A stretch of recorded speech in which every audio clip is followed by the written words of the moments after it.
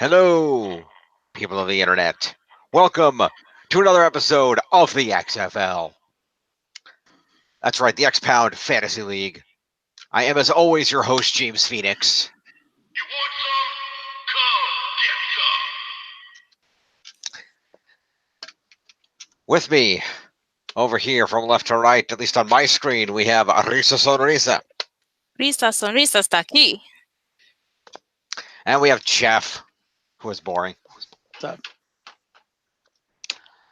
See. Anyway.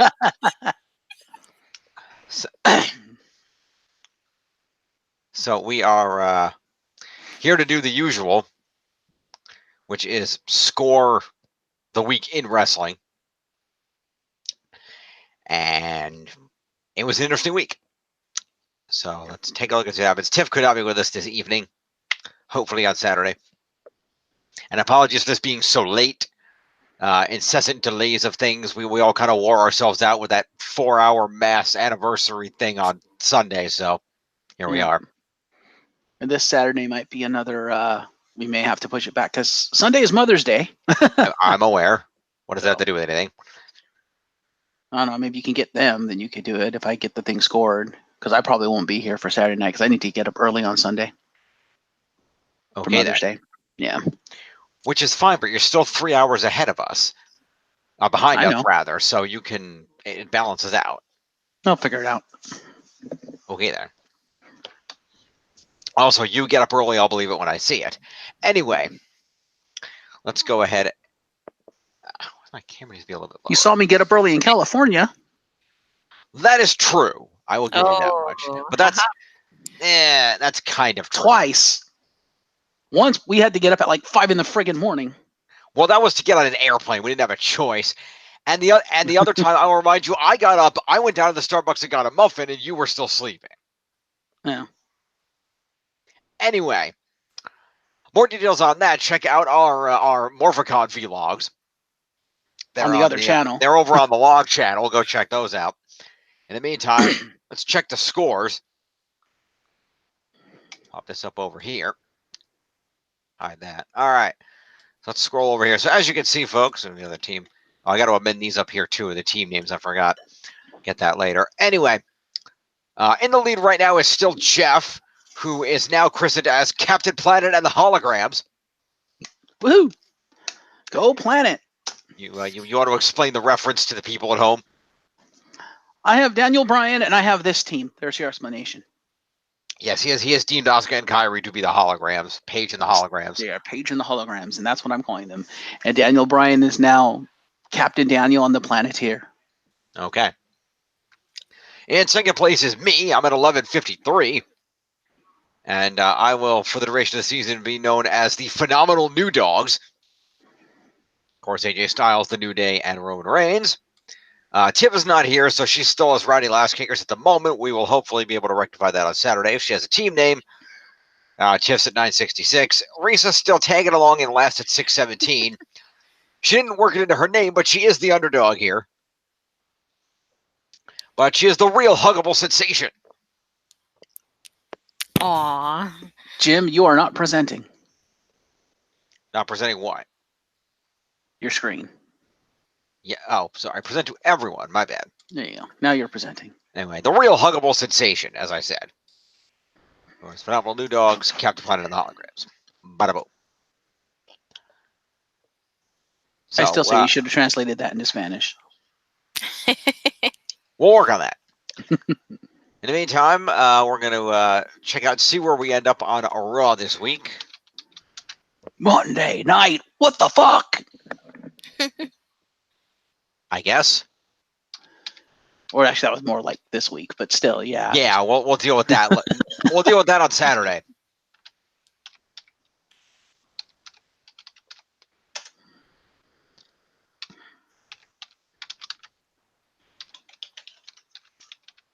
Okay. Let's go to Raw. Well, first, let's go to the leaderboards. How about that? Top of the leaderboards at 190 points is the WWE Champion Kofi Kingston. Kofi rocks. Kofi rocks. Hey, Jim. Here. What up? Let's see, where is it? Chat. There. Where? I don't know if I can say that. La verdadera sensación de aciclamento. La verdadera sensación de acicalamiento. You're welcome.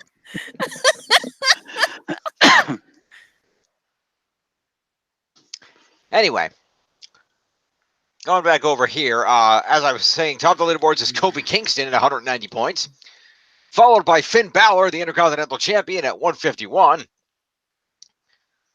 followed by AJ Styles at 139. Oney Lorcan coming in at 5th place at 131.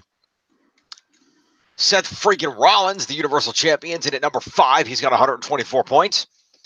Becky Two Belts coming in at 105, right behind him. Xavier Woods of the New Days at 103, followed by Arya Daivari of the Cruiserweight division at 100. Peyton Royce, one half of the Women's Tag Team Champions, the Iconics, in at 99. Bailey in at 90, tied with Cesaro. And if you were to discount that tie, then Ricochet, the one and only, would also make it into the top 10 at 89 points. So let's throw these into name order and see what happens on Raw, shall we? For that is what we do. All right. As a reminder, folks, as you saw me talk before, this is for last week, Monday the 29th, not this past Monday, May the, whatever that was, 6th. That'll be Saturday's video, so please do keep that in mind. Wait, how was that the...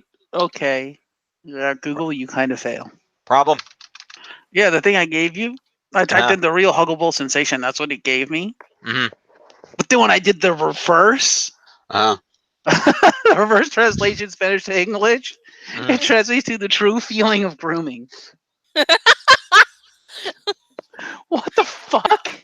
How did they get that out of the real huggable sensation? That makes no sense. It does. It's a language translation, and the language may not have the exact words to match the English words, so it does the best it can. Yeah, the word hug is supposed to be abrazo anyway. Okay.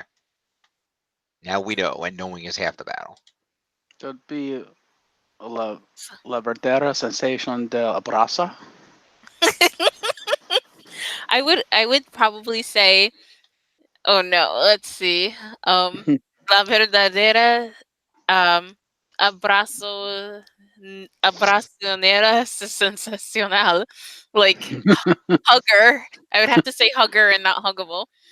That works. That could work. Yeah. The real sensational hugger, that works. There you go. Which would also be true, so. Yep.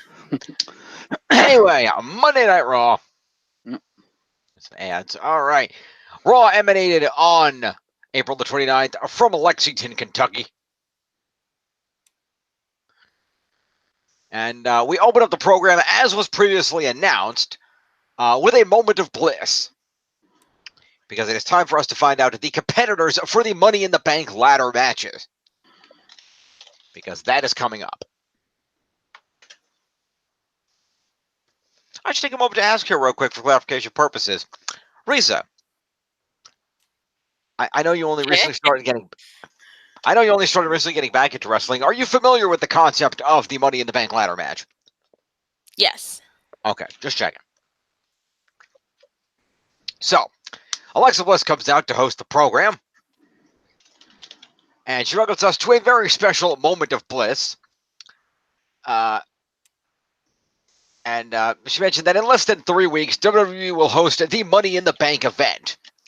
There will be two Money in the Bank ladder matches, one for the men and one for the women. And the winners will get a briefcase with a contract that allows them to have a championship match anytime, any place of their choosing for 1 year. And it should be noted that while it's never really happened, you can actually redeem these for any title in the WWE, or at least that's the official byline. I don't think anybody's not trying to redeem them on a world champion, but it could be done. Why would you not redeem it on a world champion? If you have that, it's basically a free world championship match. You'd be dumb to cash in on anyone else. Well, if let's say you're anybody and the world champion is Braun Strowman, maybe you don't want to do that. Sure you do. You just wait until Lars beats the shit out of him, and then you cash it in. Yeah. I don't know. If Lars cooperates. The only one right now in the current landscape that I can see not doing it is The Miz for storyline purposes to cash in on Shane to steal the best in the world trophy. That would be cool. That'd be interesting. Anyway, so Bliss mentioned that the 4 men competing in from Raw in this year's Money in the Bank ladder match, the first of which is the Monster Among Men, Braun Strowman. Braun! And next up is the one and only Ricochet. Followed by the Scottish psychopath, Drew McIntyre. Which Corey Graves said was one of the favorites. And he had to stare down with Strowman as the 4th man came out, Baron Corbin. Who has no chance in hell of winning this. Pretty much. Then again, he won it last year. Which is why he has no chance in hell of winning it, because he's won it once already. Before, because Braun won it last year. Yeah. No. I do give a lot of props to Alexa Bliss here for calling Corbin out on his bullshit and refusing to read his list of accolades. Fair. Because she got as far as like a former Raw general manager, former Golden Gloves boxing champion. You know what? I don't have time to read the rest of this. We're not going to do that. It's Baron Corbin. Like, thank you. Between him and Shane will be listening to introductions all damn night. Well, let's be fair. She's the one person who could realistically just be like, step up to Corbin and just fucking DDT and just walk away. Yeah. Because that's kind of what she does. That's true. 5 feet of fury, bitch! Pretty much.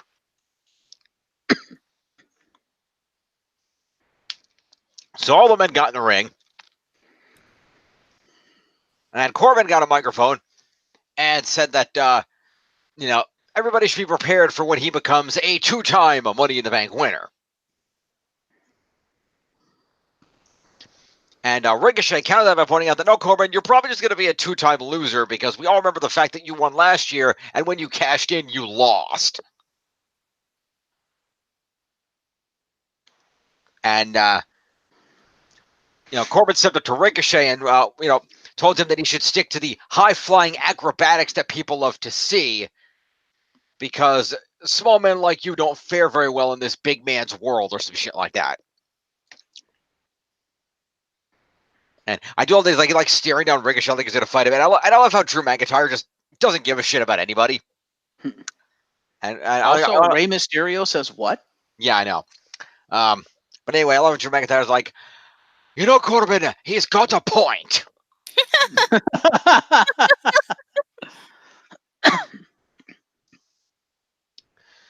Because Corbin, not only did you blow your opportunity to cash in the Money in the Bank ladder match, you blew your opportunity in the ring last week on Raw too. Which was his opportunity against AJ Styles to be in the title match, of course. Yes. And Corbin countered saying that wasn't fair because AJ Styles had like 2.5 hours to prepare, whereas he had like 58 minutes at most. And McIntyre countered saying that when he wins the Money in the Bank contract, the power will be in my hands. Okay, Mega Man. And Ricochet countered that he didn't come here to talk. He came here to fight. And McIntyre told him to shut up. Sorry, I missed my promo. It was McIntyre that then told Ricochet to stick to the high-flying aerial shit. Got my promo out of order. Sorry about that. Fair enough. Stick to high-flying aerial maneuvers and leave the business talk to the grown-ups.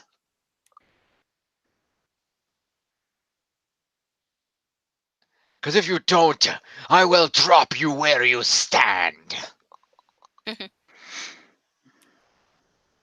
And Corbin said that, yeah, and while you're doing that, I'll be climbing the ladder and grabbing the briefcase again. McIntyre then got in Corbin's face and they had a stare down. Then Strowman grabbed the mic and was like, "Shut up! All of you just shut up!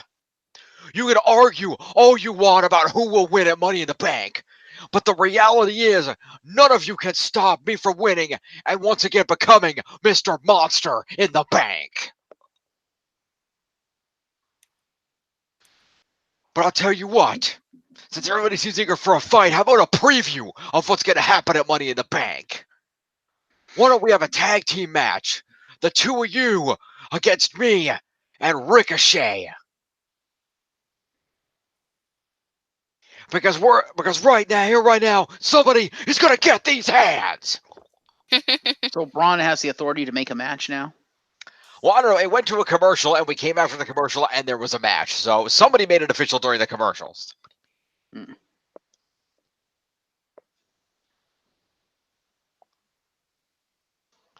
And Cole wondered if the match would be made official as they went to commercial.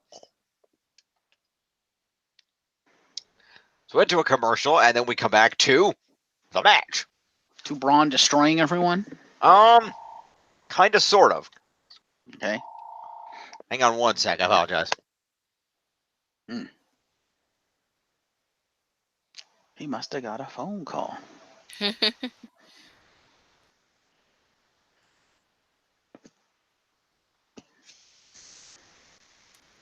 Sorry about that, folks. Anyway. So let's do promos first. We'll just score up. Everybody, all the four of those men and Alexa get promos. Yay. Points to me. All right, so we got Alexa. We got Corbin. That'll be 93. We've got Braun. I do apologize if I'm scoring a little slow. This is my first time doing this on this computer, and I'm not used to this particular keyboard. Are you on the desktop? Yeah, you didn't notice that I was, sitting at the spot. No, I didn't. Fair. Anyway, who else was here? Drew McIntyre was here. And the one and only Ricochet. It's 94. And Braun. I got Braun already. Okay. Moving on. Yeah. We open the match with Baron Corbin attacking Braun Strowman from behind because he's an idiot. And failing miserably? Strowman threw Baron Corbin out of the ring, then back in the ring, then clotheslined him back out of the ring. So failing miserably. Yeah. Ricochet then hit a moonsault off the ropes onto Corbin on the floor. The fans started chanting for Ricochet as he followed this up with a springboard clothesline. McIntyre then managed to tag himself in and slowed Ricochet down with some chops to the chest. He then stomped on Ricochet's arm. Corbin then tagged back in and applied a chin lock. Ricochet countered this with a head scissors, then a drop kick, then a springboard attack. But as he came out for the springboard attack, Corbin closed forearmed him out of the air. And we go to a commercial break. We come back from the break to Corbin grabbing another chin lock on Ricochet. Ricochet got thrown into the corner, kicked to break free, missed a drop kick. Then he got dumped out to the floor by Corbin. Corbin hit Braun Strowman from behind with a forearm again. This time, Strowman did his chase Corbin around the ring thing that he does. But this is actually a pretty nice spot because Corbin, McIntyre and Ricochet had the corner on the far side of the ring from the cameras. And so Strowman climbed off that corner and started chasing Corbin around past the ramp, around the ring in a counterclockwise motion.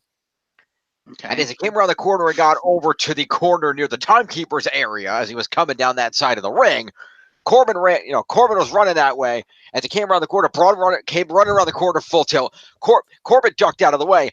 McIntyre came running around from the table side and nailed Braun with a Claymore kick. Ouch. It was a nice looking spot. Did Braun actually go down? He did. He ate that kick and went down like a sack of potatoes. Okay, then. That took Braun out for a good portion of this match. So McIntyre. So Ricochet beat the shit out of the two of them for a good portion of this match. Well, McIntyre tagged back in and applied an armbar on Ricochet and then a backbreaker. Corbin then tagged back in, and Ricochet fought back with a kick to the face and a roll through into a drop kick. Strowman had by this time managed to pull himself back after this back and forth. Strowman did manage to pull himself to the corner for a hot tag. He did this with 2 shoulder tackles on McIntyre, a body avalanche, a punch to the chest. He then missed a second body avalanche, so Ricochet tagged himself in. And McIntyre then hit him with a Glasgow Kiss headbutt. Corbin tagged back in while McIntyre was setting up for a Claymore kick, and Corbin tagged himself in, much to McIntyre's chagrin. Ricochet then avoided Corbin's attempt at a chokeslam backbreaker, tagged Strowman back in. McIntyre got fed up with the bullshit and punched Corbin in the face. Strowman then hit Baron Corbin with a running power slam, and Ricochet finished him off with a 630 after McIntyre said, "Fuck this, I'm out." And Ricochet got the pin. And Ricochet got the pin off the 630. Fair enough. Yeah, Ooh, after, massive points to me. yeah, after Corbin tagged himself in, McIntyre was like, "Fine, you know what, screw you. Punch to the face, you get beat up, I'm leaving." All right. Let's go to the match points. There we go. Yeah. No, I start with the losing team. Baron Corbin gets 5 points for showing up and doing nothing. Because he sucks. Fair.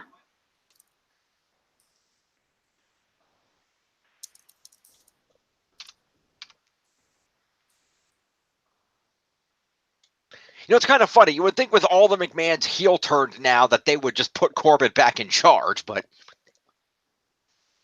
They don't like him either. I guess nobody likes Baron Corbin. I don't blame them. Yeah, me either. Yeah. So following this, we're Except going to... as Roman pointed out, that would make them even further hypocrites because he already called the McMahons out on their bullshit of nobody's in charge. The fans are in charge. That's true. Mm. Except very clearly they're not. Anyway, so next up is Drew McIntyre, who gets 5 points for being in the match and 6 moves, which includes 3 for evading a body avalanche, 1 for a Glasgow Kiss headbutt, 1 for a backbreaker, and 1 for that sweet Claymore kick on Braun. And it's going to be 11 points to Drew McIntyre. 69. Let me go to the winning team, where we have Braun, who's going to get 5 points for being in the match, 15 for being on the winning team is 20, and 4 points for moves, which includes 2 shoulder tackles, a body avalanche, and a running power slam. It's 24 points to Braun. It's 49. And the one and only Ricochet will get the win here. He'll get 20 points for winning. He'll get 5 for being in the match is 25. And a total of 9 moves, which includes a moonsault, a springboard clothesline, another springboard attack, a rolling drop kick, a kick to the face, 3 for evading a chokeslam backbreaker from Corbin, and a 630 splash. All right. It's a grand total of 34 points to the one and only Ricochet. Oh, okay. Which is 98, which becomes 08, 18, 128. And a top 10 spot for Ricochet. Now, Woohoo. there you go. Good times. All right. Let's go back in and see what happens next. Advertising has come. So, next up, we are joined by the Usos.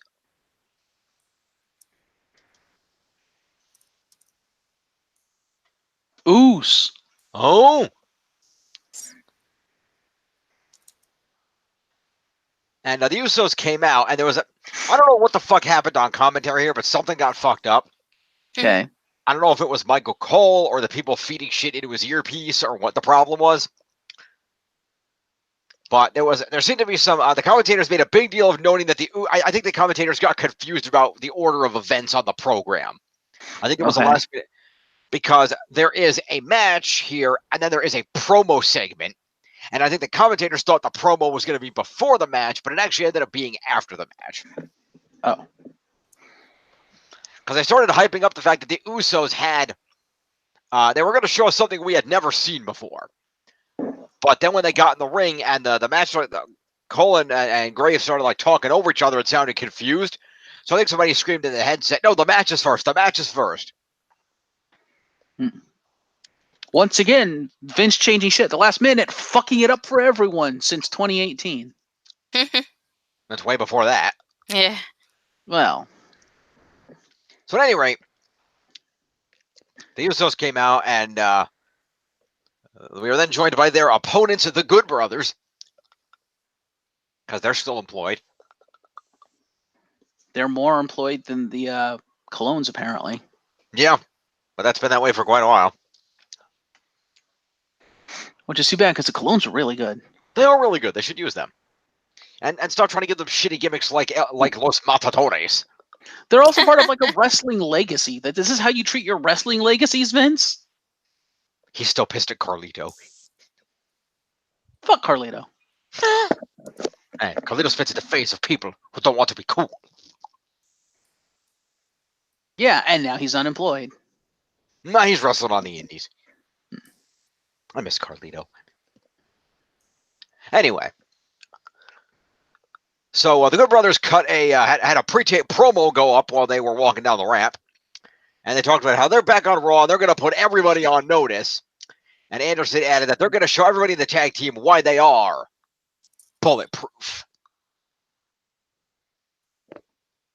New gimmick? I don't know. Because I don't recall them ever using that. Neither do I. But I Are like they it. the Bullet Club again? Who the hell knows? I do know that there was an article where both AJ and Finn said, yeah, we want to unite with them and put the whole club together. That would be awesome. I will fight anyone for that faction if they do that. Yeah. So anyway, especially since I have the Balor Club t-shirt that's based on the Bullet Club logo. That's true. Anyway, the Usos have a tag team match against the Good Brothers. And win. Yes, they do. The Usos were in control early, did some quick tags, double team moves. Anderson managed to counter this by sending Jimmy into the turnbuckle, throwing a forearm smash. Jimmy countered with some punches, low bridged the top rope, and led to Luke Gallows, who had tagged in, throwing himself out to the floor. Gallows came back in and uppercutted Jimmy to stop a dive attempt. And Gallows then threw Jimmy throat first onto the middle rope, which Jimmy sold very well, by the way. Gallows dropped Jimmy with a running attack, and then a boot to the face got a 2 count. Jimmy then got thrown out of the ring and whipped into the barricade. After a commercial, the match continued with Anderson in control of Jimmy. Hits a running back elbow. Double team neck breaker by the Good Brothers gets a 2. Corey Graves said he can't remember the last time the Usos were dominated like this. Jimmy hit a spinning enziguri and broke free, got a hot tag. Jay came in with a Samoan drop on Anderson and then the running hip attack. But he missed another corner attack, hit the ring post, and Anderson hit him with a spine buster, got a 2 off it. Gallows then tagged in. Jimmy came back in, hit Anderson with a super kick. Jay hit Gallows with a super kick. They both hit Luke Gallows with a super kick. Jay hit a suicide dive on Anderson on the floor, and Jimmy hit the Uso splash on Gallows for the win. Because that's how the Usos roll. Okay, then. So, victory for the Usos in that tag team match. Yes. So let's go ahead and check the scores. All right, so the losers, Luke Gallows and Carl Anderson are each going to get 6 points, 5 for being in the match and 1 for doing a move. Gallows for a big boot and Anderson for a spine buster. 6 points each to the Good Brothers. First points of the season for them. Rumor has it they've been offered a multi-year contract extension, and rumor has it they have not signed it. Oh. Fair. Well, that doesn't surprise me, considering Rhino just came out and said, yeah, Finch tried to double my salary. I told him to go fuck himself. Pretty much. Although it is noted that the contract for the Good Brothers does not expire till September, so. Mm. All right. And then we're going to go over to the Usos. Let's see here. Which one won? All right, so Jimmy got the pin. So we'll start off with Jay. He gets 15 for the winning team, 5 for being in the match, and 5 moves, which include a Samoan drop, the running hip attack, a super kick, a double super kick, and a suicide dive. It's 25 points to Jay. Ooh. He has 47. That's 67. And Jimmy. He gets 20 for winning the match, 5 for being in, it's 25, and 3 moves, including a super kick, the double super kick, and an Uso splash. Is 28 points to Jimmy. Yay. You see 73 and 8 is 81. All right. Do me a favor, scroll down for a sec. Keep going. Yeah, I'm sorry, Jim. Huh? Yeah, Rhino's no longer employed. Uh-huh. He quit, so you're gonna need to remove him from your roster. No, I'll get around to it. I'm sorry, Jim. That's okay. It happens. Anyway. So following that, the Usos got their microphones to cut the promo that was falsely advertised at the beginning of the match. And said that they, there's one team, there's one team around here that calls themselves the top guys. But we're going to show you something you ain't never seen before. And we cut to a pre-recorded video of the Usos in the backstage area, and they appear to be entering the locker room shower area. Mm-hmm. And they walked in, and they were saying on the camera in whispers, we was over there by the bathroom, and we saw this. Check this out, yo. And they walked over there and kind of came around a corner and pointed this camera around the corner. I guess I'm assuming they were holding one of their phones or something, but they came around the corner with the camera. And we see the Revival are standing in the shower wearing towels. And we see that Dash Wilder is shaving Scott Dawson's back. And in the performance center, Albert cries. Shave your back. Shave your back. He's like, Tess never did that for me. Oh, anybody check Twitter? Is he still dead? What, does he resurrect himself periodically? I know. The last I don't think it's true, because the last I heard about that, the account one day just posted the account just posted no, and then just closed the account down. So I don't know but Okay then. Reese doesn't know what the hell we're talking about. Nope. There was a long-running Twitter account called "Is Tess Still Dead?" Oh. And every day it would be yes. It's pretty funny. Anyway, so the Usos start laughing about this, and Jimmy wondered if there was a chia pet on his back, and then yelled, "Did you miss a spot?" And then they ran out as the Revival saw them. We come back out to the ring as the Usos are laughing their asses off, and the Revival come out to defend themselves. As Dash Wilder says that was an invasion of privacy, and Dawson said that they're going to be upfront with the WWE Universe. Okay, no, we are men, okay? We are manly men. And you know what? As a man, I have a little bit of excessive body hair, okay? I got a spring or two popping on my back. And considering the size of my body with these muscles, you see these muscles I got in my arms here, reaching my back isn't the easiest. And so I asked my teammate and my best friend for 20 plus years to help me out, okay? And Wilder says that his best friend in his life needed help, so we helped him out. And Jimmy then asked who shaved whose back. And Wilder said that they're done with the Usos for now. And added that when they're done beating Hawkins and Ryder, whom they have a match against later tonight, they'll come for the Usos another time. And the Usos said that they're more than welcome to do that. They'll be waiting. Welcome to the Uso Penitentiary. Am I the only one who wanted it to when they came around that corner and the video footage shifted to them shaving each other's backs? Am I the only one who wanted that to gray out and the GTV logo to pop up in the corner? Would have been interesting, but we don't do that anymore. Yeah. So anyway, that's a promo to the Usos and the Revival. Let's see here. Come for, let's see, Dash Wilder is here somewhere. Here we go. 9. And Usos. 72 and 86. And Scott Dawson.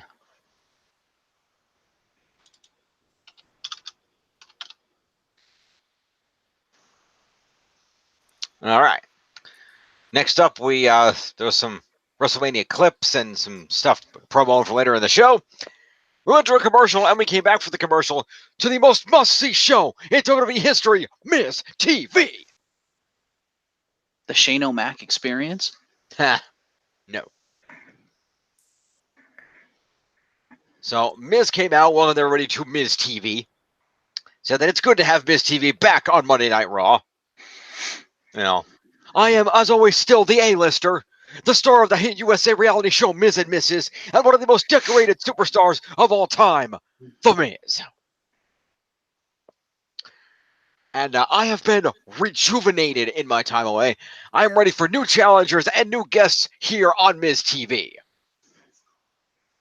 But please welcome my guest tonight, the almighty Bobby Lashley. Mine is he who no longer has a job. Yeah, pretty much. Oh boy. It's bad news for me. So Bobby Lashley comes out and gets in a ring. Yeah, the reports are that Leo Rush kind of pissed everyone off backstage and basically was sent home and surreptitiously just taken off the roster. Yeah. Wow. The rumor I heard is they were shipping him back to NXT and repackaging him. Oh. That's what I heard. There's nothing to repackage. He barely did anything on 205 Live. I liked his gimmick on 205 Live. Unless they're going to face turn him, there's nothing to repackage, really. Yeah, right. Anyway, so Lashley came out and got heavily booed when he sat down. And Miz told Lashley that he looked great. He said, Bobby Lashley, you look great. And Lashley cut him off. And Bobby said, now, and he said, Bobby Lashley wants to make this clear. Bobby Lashley is only going to answer questions that he wants to answer. And said a couple other things, basically establishing parameters for this interview. And the Miz countered that, apparently Bobby Lashley now refers to himself in the third person. And Lashley told Miz to watch his tone. And Miz then put over Lashley being one of the most physically gifted stars in WWE history. But said that there are yet some people who think that Lashley has yet to put it all together and may not be reaching his full potential. And Lashley said that he's been back in WWE for 1 year and he's already a 2-time Intercontinental Champion. He asked the Miz what he has done. And Miz said that, we're not here to talk about me. We're here to talk about you, Lashley. If I was gonna answer that question, I would talk about how I'm a 9-time Intercontinental Champion, 3-time United States Champion, 5-time Tag Team Champion, 2-time World Champion. But when you list my accolades, we could be here for a week. We're not going to do that. And he got a pop from the crowd for that. Miz said that nobody is questioning his potential. Hey, hell, if anything, I'm an overachiever. Have you seen my wife?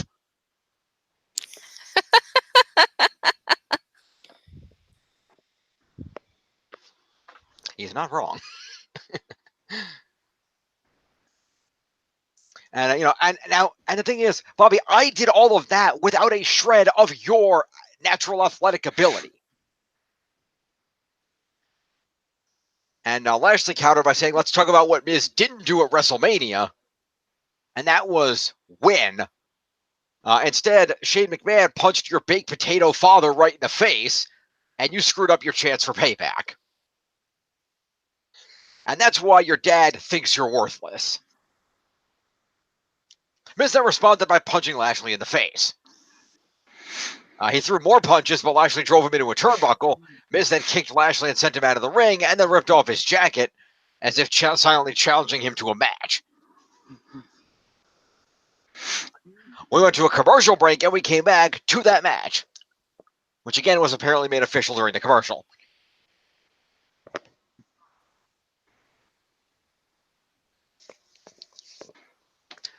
So in the meantime, that is a promo to both Lashley and The Miz, and Miz also gets an assault. Actually, Lashley drove Miz into the turnbuckle. They both get an assault, let's be fair. Da Miz. So 5, that'd be 9 for the Miz, which would be what's about 45, and then Bobby Lashley. It's let's see, and also 9 is 4. It's 35. Then we go to the match post commercial, and Do you want me to Lashley. say it? What's that? Do you want me to say the match? Oh yeah, go for it. Okay. So Lashley started out in control with a vertical suplex. Then Miz replied with a boot to the face and some kicks against him on the corner, and then followed up by 2 weak-looking running knees. Shane McMahon's music started playing, and he appeared on the stage. Here comes the money. Here it goes.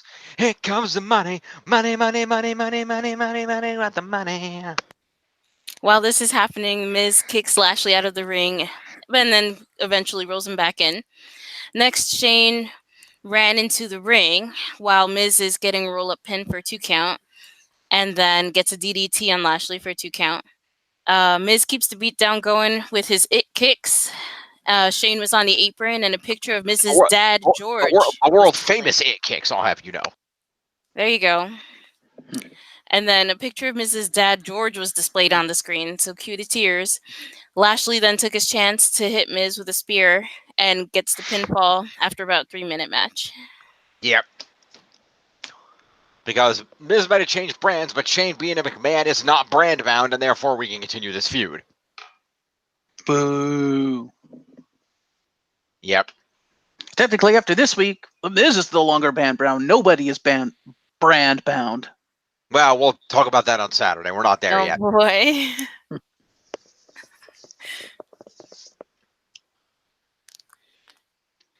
All right. How about the points for this match? Oh, sure. Okay. Unless you want me to do it. It's your call. That's okay. I'll do the points too. That's All the right. one I'm doing, so might as well. All right. So, okay. So we give Shane McMahon some interference points, so he'll get 6. Correct. All right. Hang on, but that's not the right one. That's Shelton Benjamin. What the hell am I doing? Oh. Wait, let's go up here. How about that? Yeah. Okay, continue. Sorry about that. Okay. So the Miz gets 5 for showing up and 5 for his moves, including a boot, 2 running the attacks, a DDT, and his it kicks. For a total of 10 for the Miz. All right. What's him at 55? And then Bobby Lashley, who won via pinfall, will get 5 for showing up, 2 for his vertical suplex and his spear, and 20 for the pinfall, for a total of 27 for Bobby Lashley. All right. So that's 45, 55, and 7 is 62. Boom. All right. All right. Cool. Moving on. Post-match, Shane attacked The Miz Oh, yeah, go ahead and do the post. with cheap shot punches and kicks. Miz responded with punches of his own, so Lashley came in and hit Miz with a spine buster and then left. Shane then worked over Miz with more punches, then grabbed Miz's face and made him look at his father on the video screen, and then applied a triangle choke until Miz passed out. Okay, then. The crowd booed this, and Shane was then handed a microphone as The Miz was passed out from the hold, and Shane reminded Miz that he is the best in the world. Which queued up some quiet but audible CM Punk chants.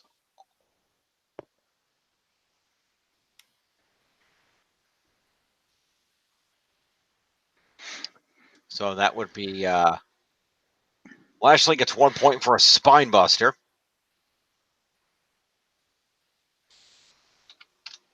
And then Shane gets assault. Not giving him promo for saying one line. Moving on. So before you move on, slightly unrelated, but kind of related. Do you know what Dean Ambrose is doing next? Yeah, he's making a boxing movie. No. He's making an MMA movie produced by Christian. That's right, it's an MMA movie. It's called Cage Fighter. Mm-hmm. I'd Just watch thought it. that was interesting.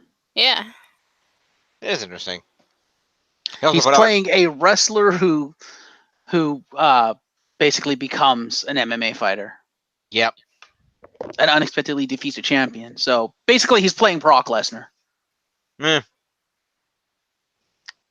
He's not the main character, though. Yeah, he is. No, he's not. Yeah, he is. Okay. He is the wrestler who becomes the MMA fighter and defeats the champion. He's the main character. No, he's not. According to this article, he is. No, he's not. I said he's not. He's not the wrestler. Because the other guy is. The story is supposed to be that I think he is that guy, but the story is focused on the guy he beat and his journey to come back and beat Ambrose. Really? That's what I read. Okay, because this article says the movie, which is in pre-production, tells the story of a wrestler who crosses over to MMA and unexpectedly defeats the champion. According to IMDb, Jonathan Good will be playing Randy Stone, the wrestler who crosses over into the MMA world. So according to this article, the story is about Ambrose's character. That's not according to the articles that I read. No. There. Let me see here.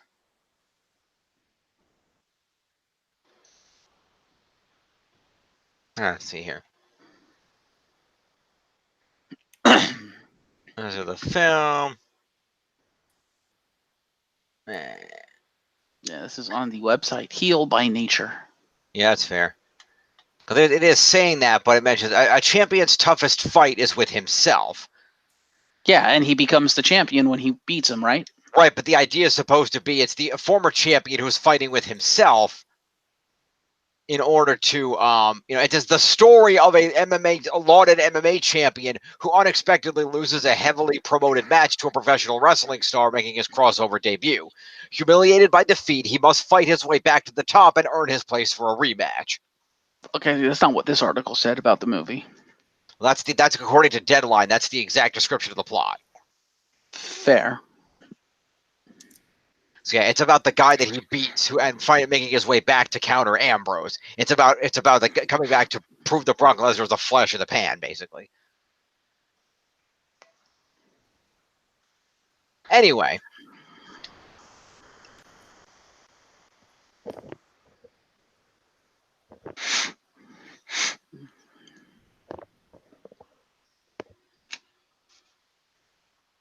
So we go to a commercial break and we come back to it for another tag team match going on here. And we're joined by the War Viking Machine Raiders Experience. No, they're still the Viking Raiders. They apparently have kept the same name for more than a week now. And they did a pre-tape promo saying that they are there to conquer Raw. They're the Viking Raiders, and the raid has begun. We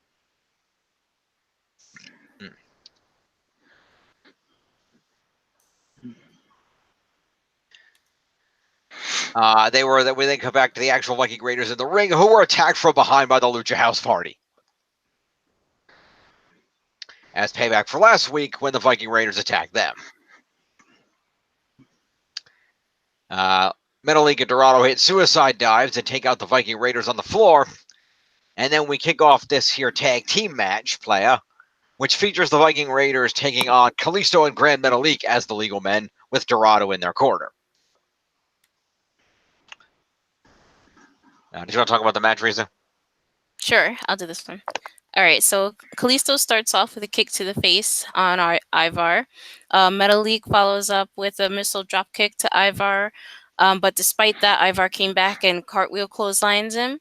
Kalisto tags in and Eric hits him with a fallaway slam. Ivar then gets a splash on Metalik and Rowe with a kick. Eric tosses Ivar into Metalik against the turnbuckle. Then Eric launches Kalisto into the air, leading to a power slam from Ivar for the pinfall win after about 2 minutes.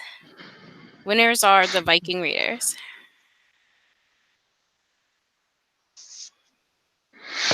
Nice. Points. Nice quick squash match. All right, so we got 5 company points to Lince Dorado. Kalisto gets 5 for not doing anything. Hang on, no, because remember we didn't score pre-match. Lince Dorado hit a suicide dive. Oh, okay. So he gets 5 for compliment and 1 for a move. There you go. 6 points to Lindsay Dorado.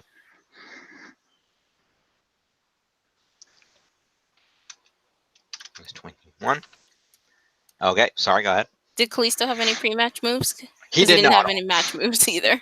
Yeah, no, only Metal League and Lindsay did the pre-match suicide dives. Oh, okay. So big 5 for Kalisto.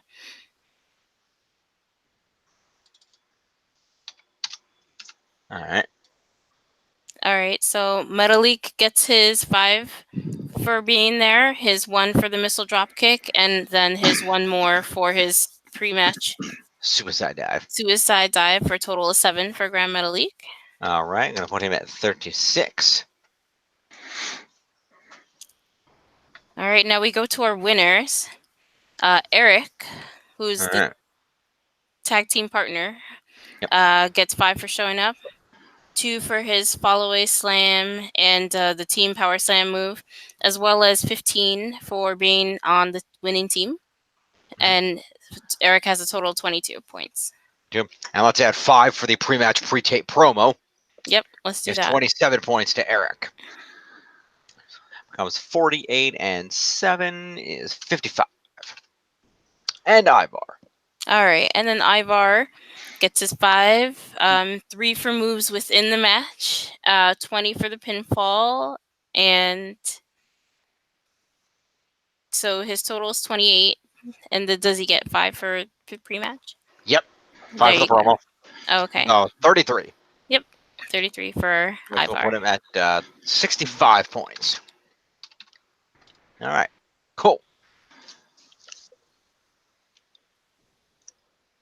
Post-match, there was more assaulting as the Viking Raiders went after Lindsay Dorado. Eric held him down as Ivar hit a springboard clothesline into a German suplex.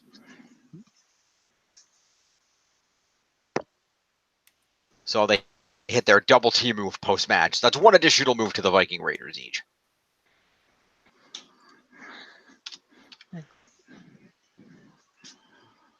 And hang on there.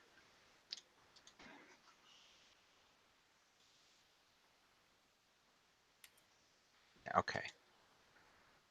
You have 60. Oh, so you have Eric and Ivar? I do have Eric and Ivar. Oh, that's good. Why?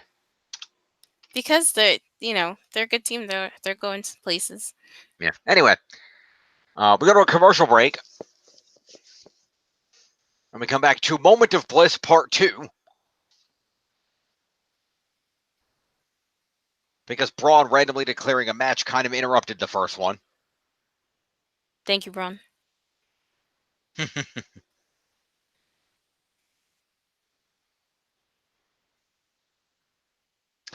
So Alexa came back out here to announce the women who would be participating in the women's Money in the Bank ladder match, the Raw women.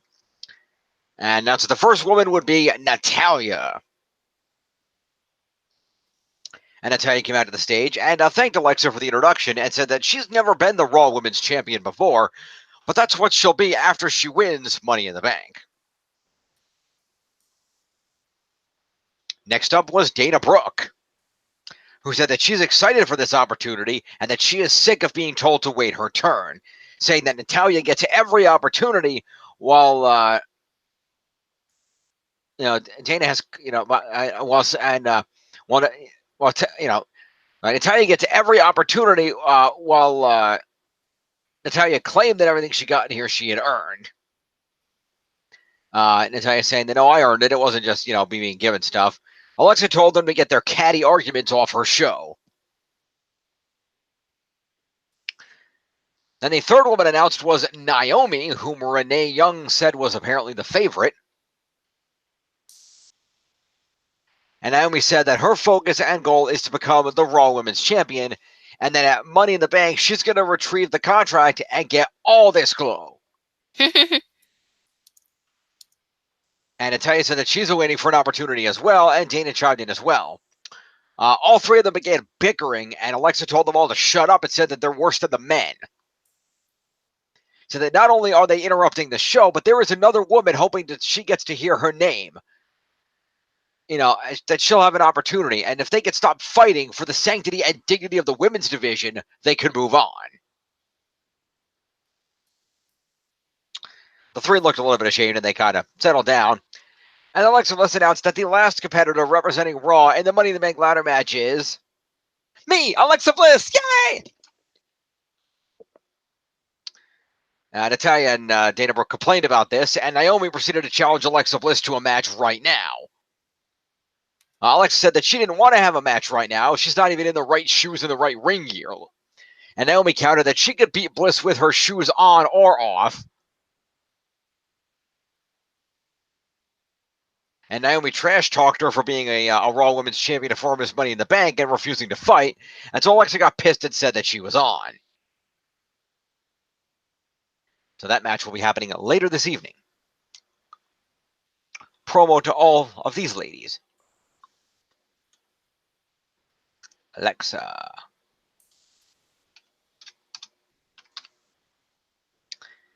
And who else is out here? Dana Brooke was out here.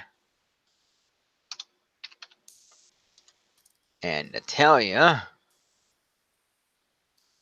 Oh, and not Naomi and Natalya. 60.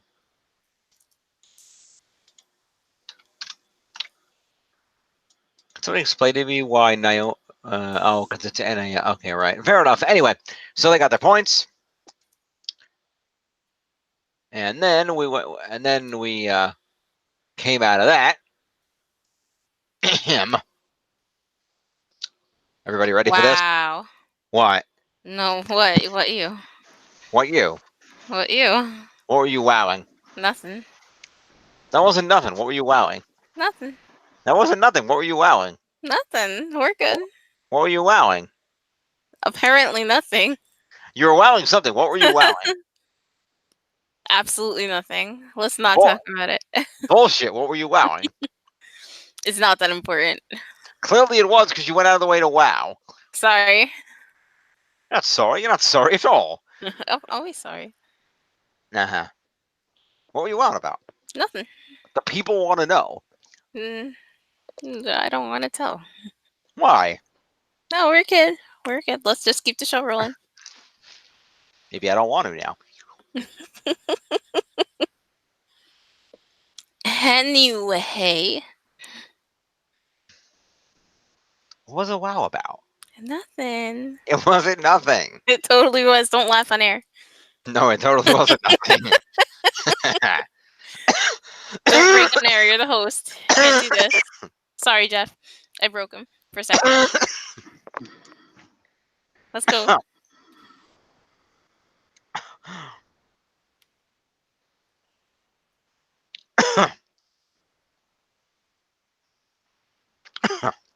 Sorry, ladies and gentlemen. Jim just needs a second to debrick. Ow.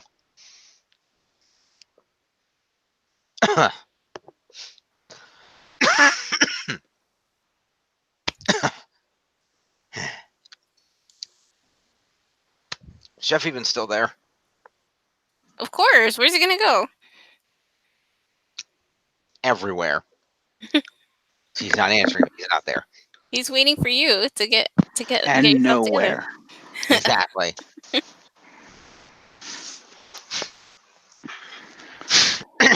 Anyway. Mhm. We're really glad that you're our friend, and this is a friendship that will never, never end. The hell is that from? It's the Firefly Funhouse theme song. Where the hell have you been the last 3 weeks? Ah, that's right. I didn't watch the third one, the one from this week. Fair enough. That was the one where he had actual children. Anyway, Poor the things. Firefly Funhouse video kicked up, and Bray Wyatt was wearing a beret and talking about how he likes to paint. And he was in front of an easel. He was in front of an easel holding a paint tray and a brush. Behind him was a painting of what appeared to be Abby the Witch that he had done, and said, and he was began talking to his good friend Ramblin Rabbit, who popped up. Bray saying that when I like to paint because painting is a way to express yourself, and when you're expressing yourself, no one can truly hurt you. And Ramblin Rabbit popped up to ask what he's painting. Bray said, "Well, I paint something very special. Would you like to see it?" And so he turned this picture around to show him the picture, and it was a picture of a house on fire burning down, much like Bray Wyatt's cabin when Randy Orton burned it down last year.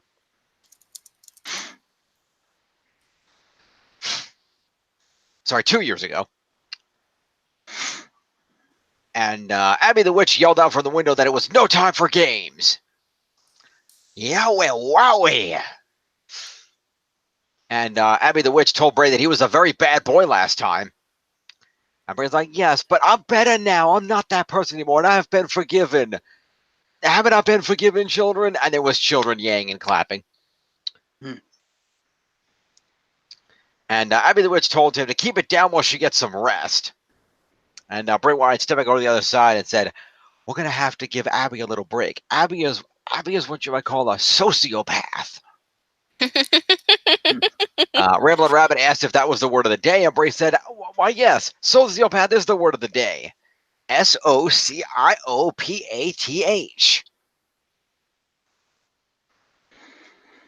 Well, I think that's about all we have time for today, kids. But don't worry about fireflies. I'll always be here to light the way. All you have to do is let me in. Ugh. We're really glad that you're our friend. This is a friendship that will never, never end. Okay, then. Yeah, this is a continuing thing. I hope there's a good payoff. I'm sure there will be.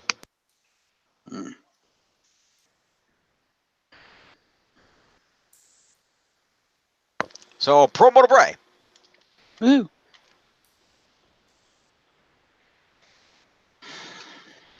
Okay.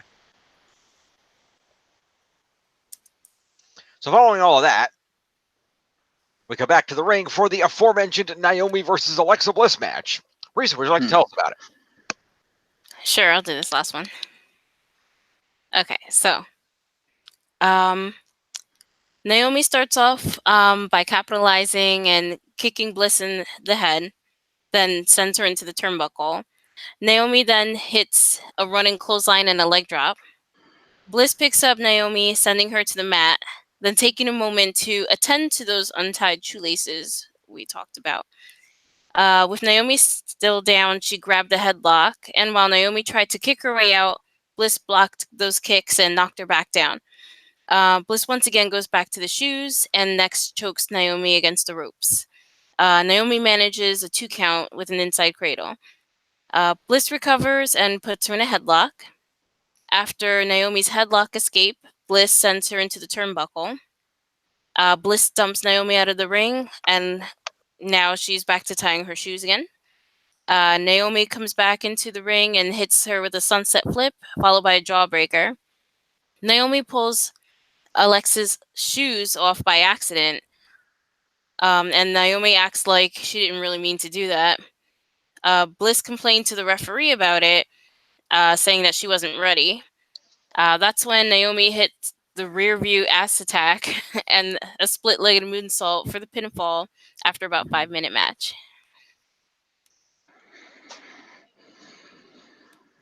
So we So have Naomi won by cheating? No. Well, what do you call that? Pulling a shoe off to distract your opponent? I call that cheating. Yeah, but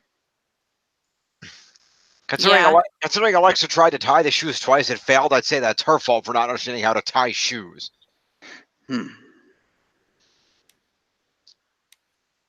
Yeah, surprisingly, they didn't do anything about that. She needs to go to the fun house and learn how to tie shoes. Oh shit. So Points. Alexa Bliss gets 5 points, but she didn't really do any moves, and tying her shoes doesn't count, so she just stays with her 5. Fair enough.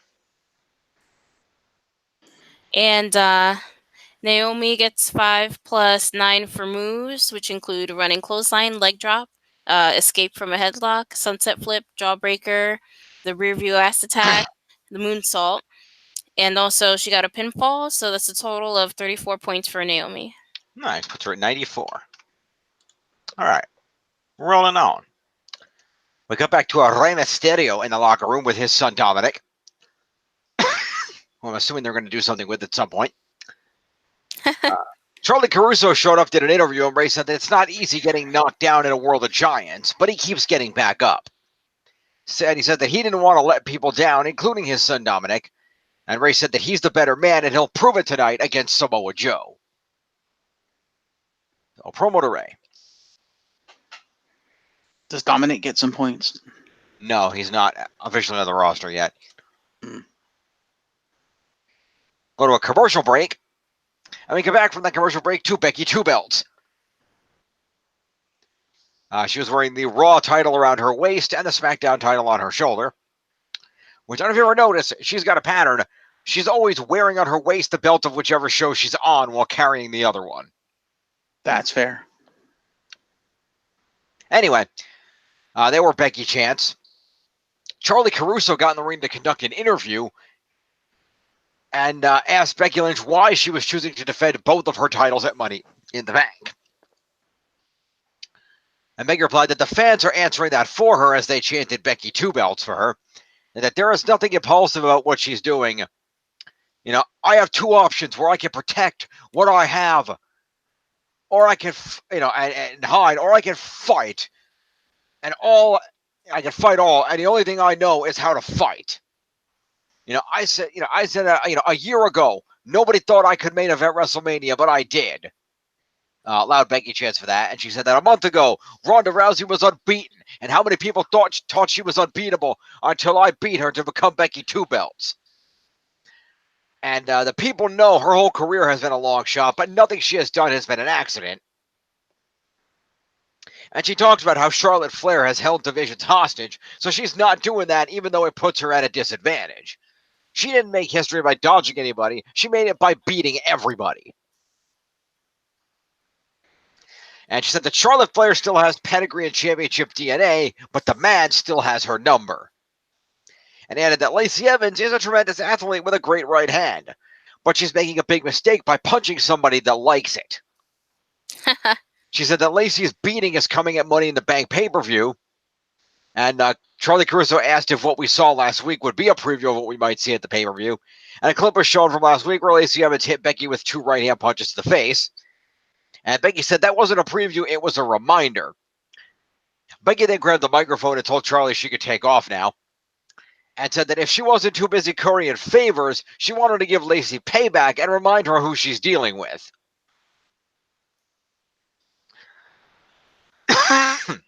Lacey Evans made an entrance in ring gear and said that isn't it just like a man,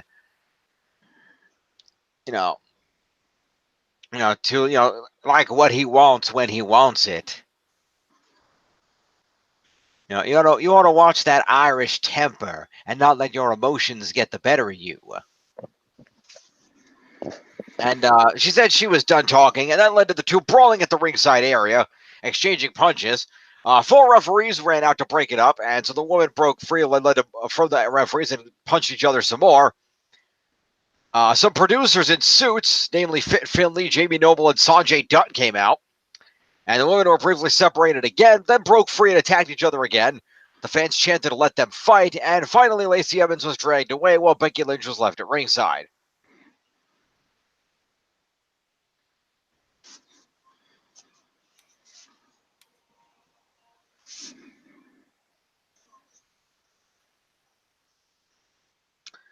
So that is a promo and an assault to Becky and Lacey Evans.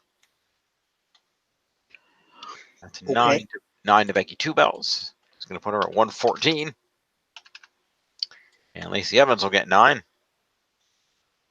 Too far. She'll put her at 64. Okay.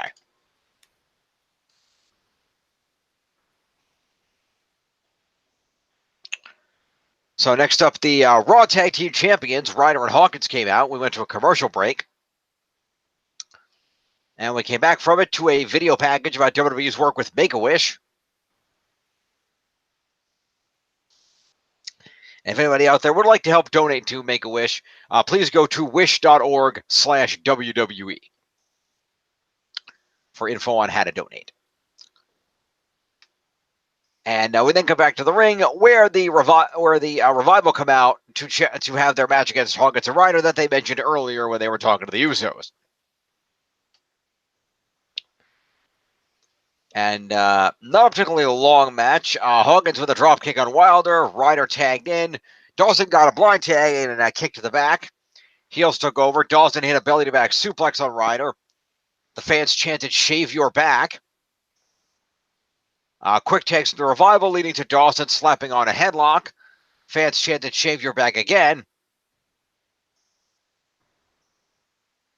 And apparently here Cole accidentally said WWE fans instead of WWE Universe. Anyway, Dash Wilder hit a leg drop on Ryder. Then Ryder countered with a neck breaker. Got some space. Dawson tagged in and knocked Hawkins off the apron. Ryder then bumped into the back of Dawson, who landed on Zack Ryder. And Ryder then hooked Dawson's arms and pulled him into a crucifix pin and got a pinfall win after about 4 minutes. Woo. Woo, woo, woo. You know it.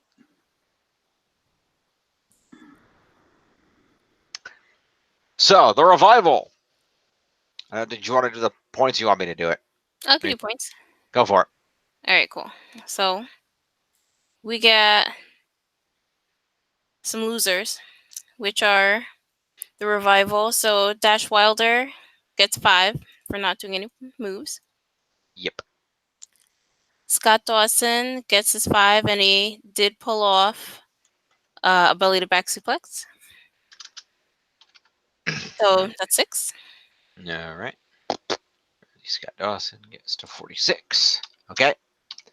All right. Next is Kurt Hawkins, Mm-hmm. who didn't really pull off any moves, but he gets 5 for being there and 15 for being the teammate.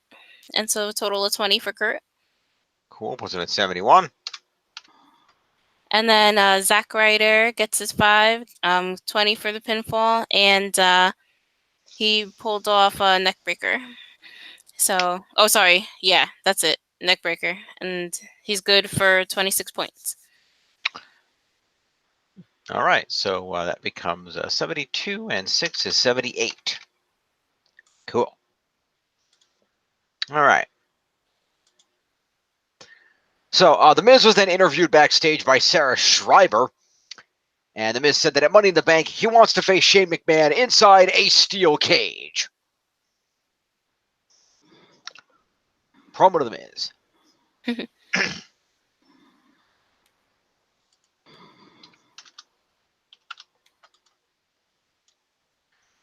We then go to a commercial break, and we come back to Sami Zayn.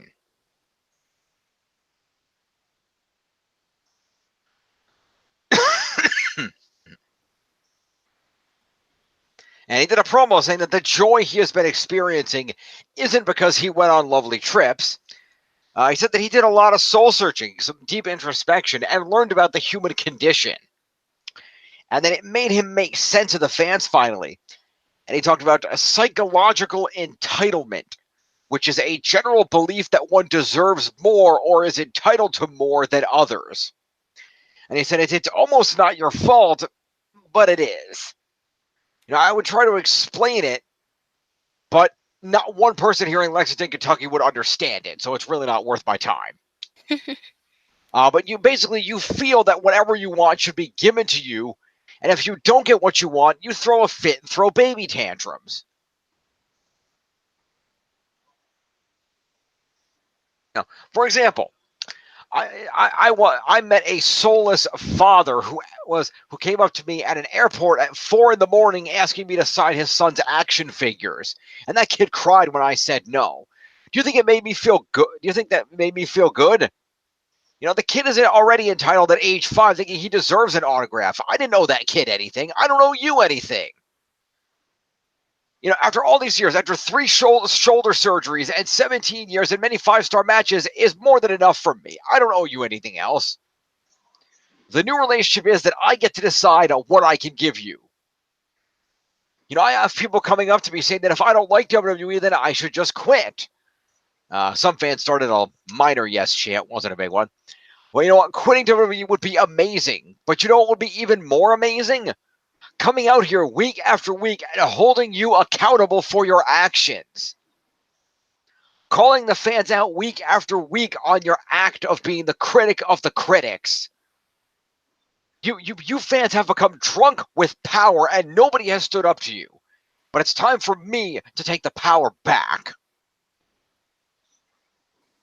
Yeah, for the first time, he did not end the promo by saying, go to hell.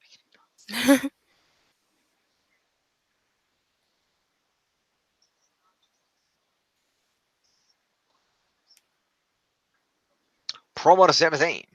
Sami Zayn. Sami Zayn.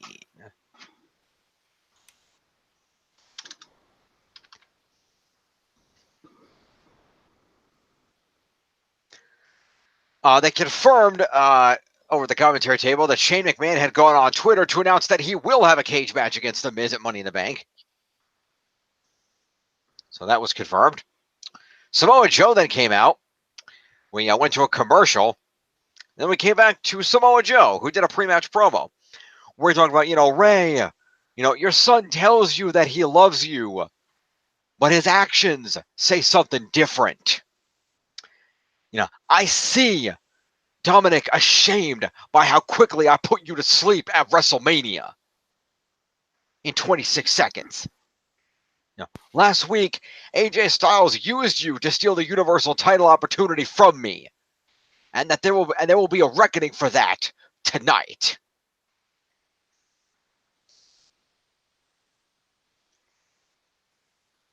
So, promo to Joe. Joe is gonna kill you. Perhaps. All right.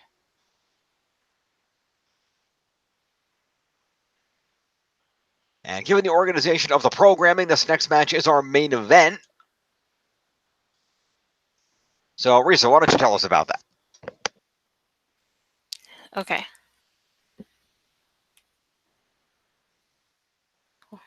I will in like a couple seconds.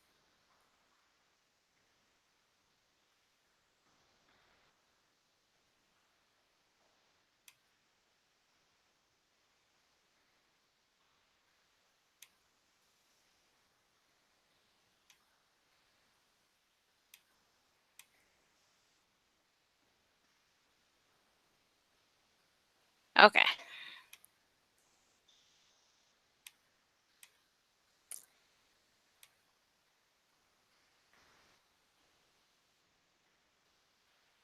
So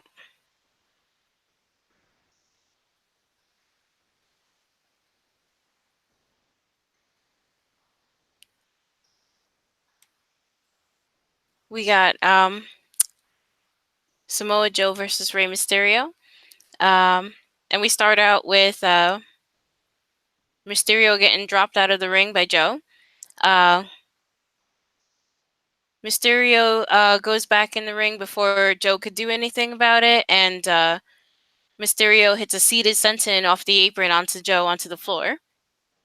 Mysterio goes for a sliding attack onto Joe, but Joe gets his knees up to block it. And then they went for a commercial break. They came back, and we see Joe hitting a power slam. Joe slaps on a headlock, followed by a kick. Mysterio avoids a senton attack, and Joe hits the mat. Now Mysterio's going up top and gets him with a seated senton, a kick to the leg, and a moonsault attempt, but Joe catches him and turns it into a DDT. Oh, he catches him, but Ray turns it into a DDT for a 2 count. Then Ray follows with a kick to the face, a head scissors, which sends Joe into the turnbuckle, and Mysterio hits the 619 to the midsection of Joe. Mysterio then sends Joe into the ropes. Ray gets a 619, but he's blocked by Joe. Ray kicks him in the face. Ray attacks Joe, but Joe blocks him with an earnage slam. Rey Mysterio comes back with a sunset flip. He goes for the pin. They were right by the ropes, though. But despite that, Ray gets the pinfall right at that point. So the match lasts about 7 minutes, and Rey Mysterio's the winner.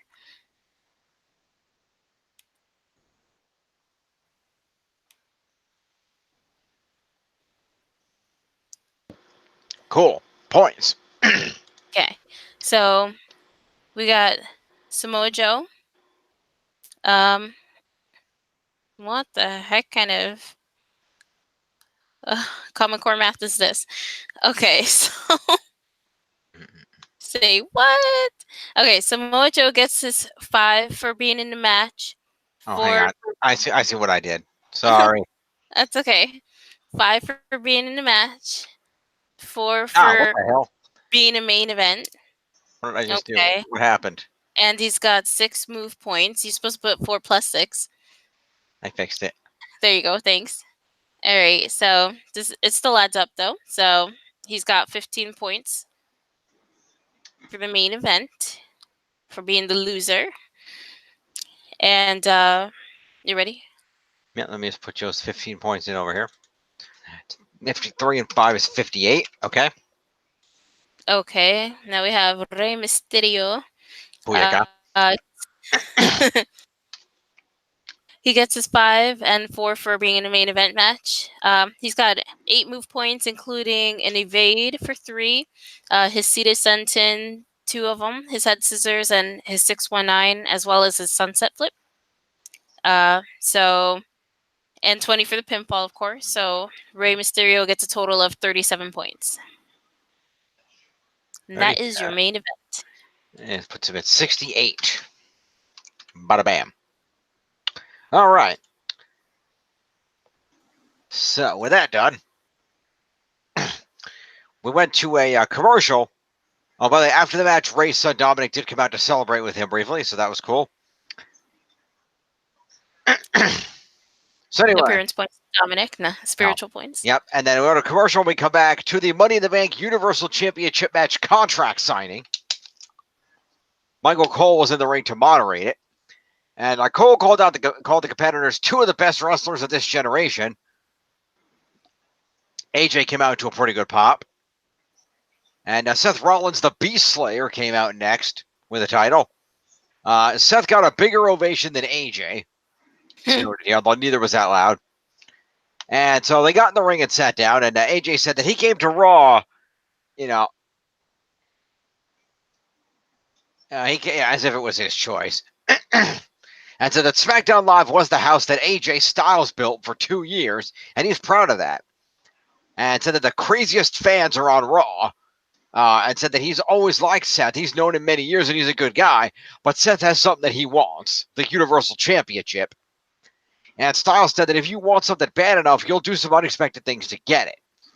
Styles said that winners find a way, and Rollins is a winner because he's the Universal Champion. And said that he's known Rollins for many years. And talking about how it's been, said many times that Rollins will be the new AJ Styles since Seth is stronger, faster, and younger. But said that Seth will never be the phenomenal AJ Styles. Rollins said that there's only one AJ Styles and that he never wanted to be the next AJ Styles. He wanted to be the first Seth freaking Rollins. He said that he appreciated the compliment, the enthusiasm, while pointing out that the ropes are red. There's Michael Cole, and this is not SmackDown Live.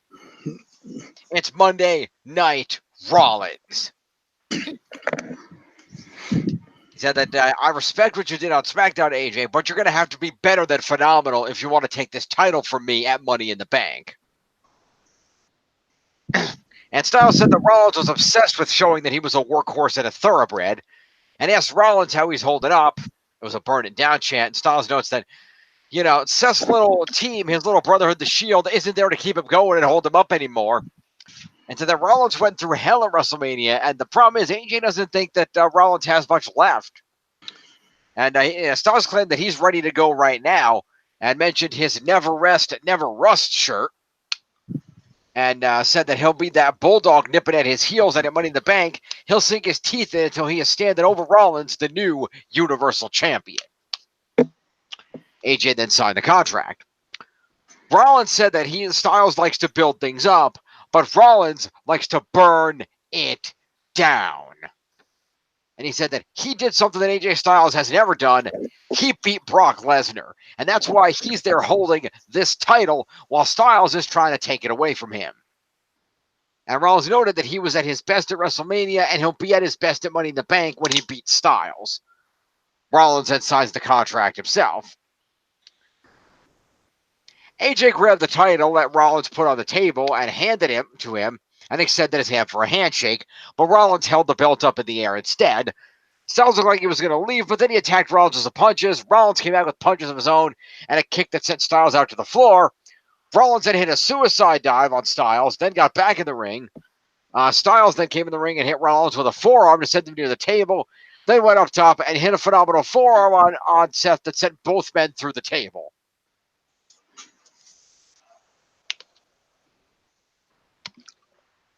AJ Styles then stood over the fallen Seth Rollins to end the show.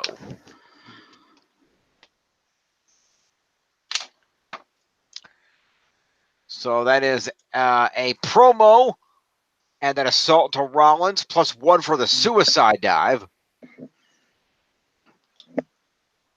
Is 10 points to Seth freaking Rollins.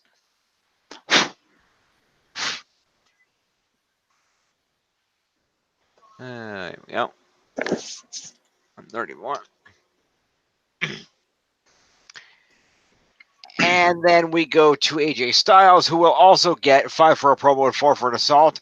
And he'll get 1 for a phenomenal forearm through a table is 10, and 5 for a table spot is 15 to AJ. Is 49 becomes 154. Did you give Seth one for the suicide dive? I did. Okay, I didn't hear that part. Fair enough. I did do that. Cool. Thus endeth Monday Night Raw. Cool. Indeed. To the happy totals. Quite. Let's go over here and see what's going on. Data refresh. Save. All. What the? Oh. Ha. I have to do a save as because it opened as a read only. Well, that is stupid, but okay, I will do it.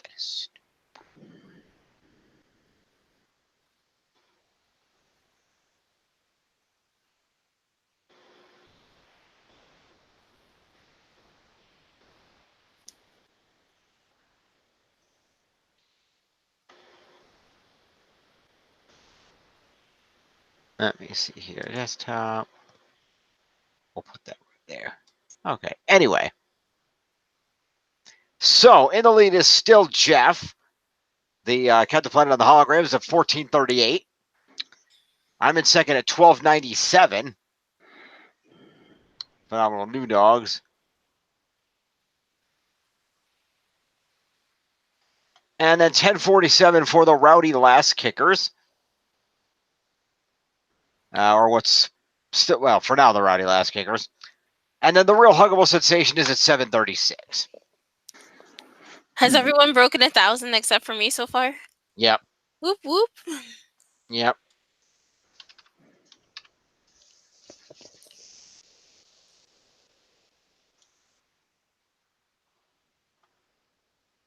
Oh, 97.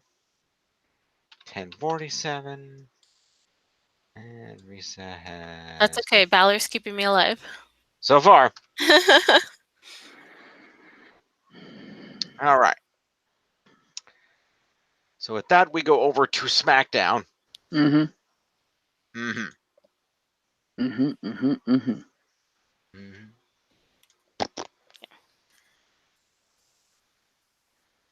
All right. Smacketh down. Let's do it. Yep.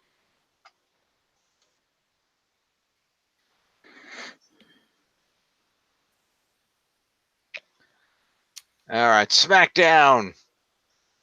Where are we emanating from? Does it say? Columbus, Ohio. Okay. Let me put this back over where I need it to be on this screen over here. Okay, there we go. Anyway. So, yes, we begin with Kofi Kingston, the WWE champion, comes out to the ring. And they showed clips of his journey to the title. And then Kofi kicked off saying that he's learned over the last 11 years that you have to fight through the highs and lows. And he said that, and he said that you have to keep on fighting after that. Said that he's glad that he fought because he stands here today as the WWE champion. And he said that without New Day, none of this would have happened, while adding that New Day are the guys that prove that the impossible is possible. And Michael Cole mentioned that what happened to Kofi at WrestleMania may have been the greatest WrestleMania moment ever. And we saw the clip from WrestleMania where it happened. The fans chanted, "You deserve it," at Kofi.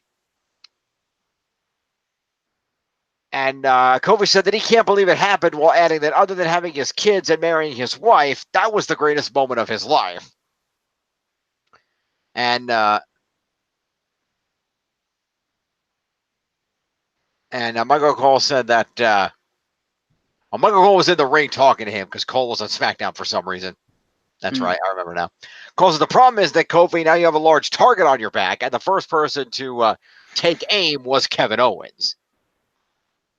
And we saw the replay of Kevin Owens betraying the New Day last week.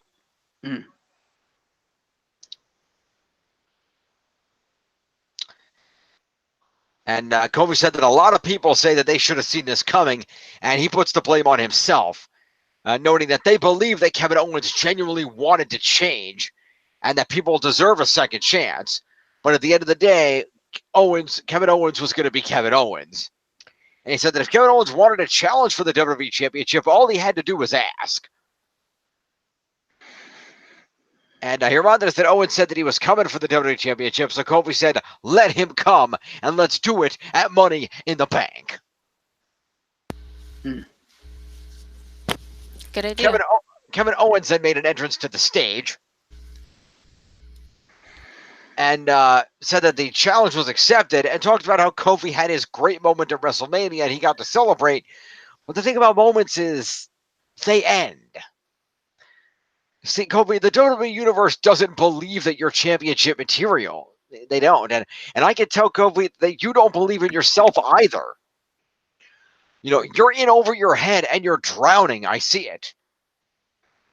And as he was talking to Xavier Woods, who got powerbombed on an apron last week, which is something that used to take you out of commission for a month and is now apparently healable in a week, attacked Kevin Owens from behind. But Kevin Owens managed to counter this and hit Woods with a super kick. And Kofi ran up the ramp to get Owens, but Owens ran away and Kofi just stopped to check on Xavier. So there we go. So that's Kofi with a promo. Yeah. That's Kevin Owens with a promo and a super kick. She has Kevin with a... Yeah, I guess that'd be a promo, but she has him with a mini. But it's a super kick, and wouldn't it be an assault? Because didn't they brawl? Yeah, I guess so. All right. So that's 10 for Kevin Owens then. And then Xavier Wood gets 4 for an assault. Yeah. Okay. Then backstage with the New Day. Yes. You want to take it? Go for it. No, I don't have the results. I have the scores. All right. Anyway, Bailey made an entrance, but then we go to commercial. We come back to Kofi and Xavier in the trainer's room, where Kofi told him that he's got this, and he didn't want Xavier to get more hurt after what happened last week. And Kofi said that they have a plan. And Xavier said that he couldn't let KO say those things about Kofi, but Kofi told Woods that he has a family to think about and to stay out of it for now.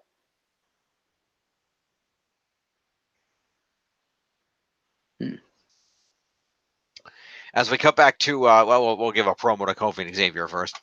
And more promo points? What's that? More promo points? Isn't this just an extension of the promo they just did? No, I I think care. Xavier would get promo because he didn't get promo for being out there, but Yeah, so I'll give Xavier a promo. yeah. All right. Anyway, we come back to the ring for Bayley, where it was announced that she was going to be in the Women's Money in the Bank ladder match, the first of the 4 SmackDown participants.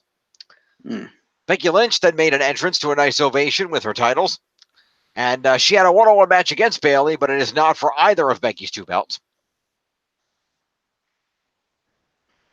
Hmm. And Becky hit Bayley with a hip toss and then draped the neck of Becky across the top rope. So let me counter that. Becky with a hip toss. Bayley countered with a neck drag across the rope. Becky then hit a running forearm on Bayley, leading to a break. After the commercial, we came back to Bayley blocking a Becky Lynch kick attempt and then hitting a clothesline and a running knee to the face. She worked over Becky with some forearms until Bayley went for a knee strike and missed as Becky moved out of the way. Becky went up top and hit a missile drop kick, got a 2 off it. Then hit Bayley with some forearms and then a spin kick to the gut and a Beck-sploder, sending Bayley into the turnbuckle. Becky then hit a running forearm. They then did a double clothesline spot on each other with both women down. Bayley managed to crawl into an inside cradle, got a 2, then kicked Lynch into the turnbuckle, followed by a belly-to-back suplex. Bayley went up top and hit the top rope elbow drop, but Becky got her knees up, and then applied the disarm her and tapped Bayley out. Okay, so Becky should get 3 extra points for countering the Elbow drop. the macho drop. Yeah. Fair enough. Macho drop. Because that's basically what that is. Okay. So Tiff didn't actually put that in there, so I'll factor that in when I do the points. Okay. You ready? Yep. All right, Bayley All right. gets 5 points, 5 moves for 10 points total. 5 for the match, 5 for moves. 10 points total to Bayley. Good try, Bailey. And then Becky 2 belts. All right. 5 for the match, 20 for winning, 8 moves, plus 3 for countering the macho drop. Mm-hmm. So 36 points to Becky, 2 belts. So 46, and I was 150. All right, post-match. As soon as the bell rang, Charlotte Flair went down to the ring and kicked Becky Lynch in the head. Yes. Then picked up... What? Yes. Then she picked up Bayley, threw her shoulder first into the ring post, and then kind of stood over the other 2 and gloated. So Charlotte gets what, 4 for an assault and 1 for the kick? Yep. Because I assume that was like her big boot or whatever that she usually does. Probably. So 6 points to the queen. Woo. No, 5 points 5 to the points, queen. I'm going to say. It's 5 points to the queen. And then we have 3 points to Jim. Let's go. Yeah, all right, hang on. Yeah. This is WWE handing you massive points. I'm okay with this. Of course you are. So Aleister Black did a promo in a darkened room. Oh, she doesn't have this on here. He spoke about how his opponents try to figure him out. But by the time they think they do, the referee has counted 1, 2, 3 in my favor. Any hope of conquering that fear, has simply left this earth. What happens is they take one look into my eyes, and they don't like the abyss that stares back at them. It unveils a truth about themselves, a truth that allows them to fade to black.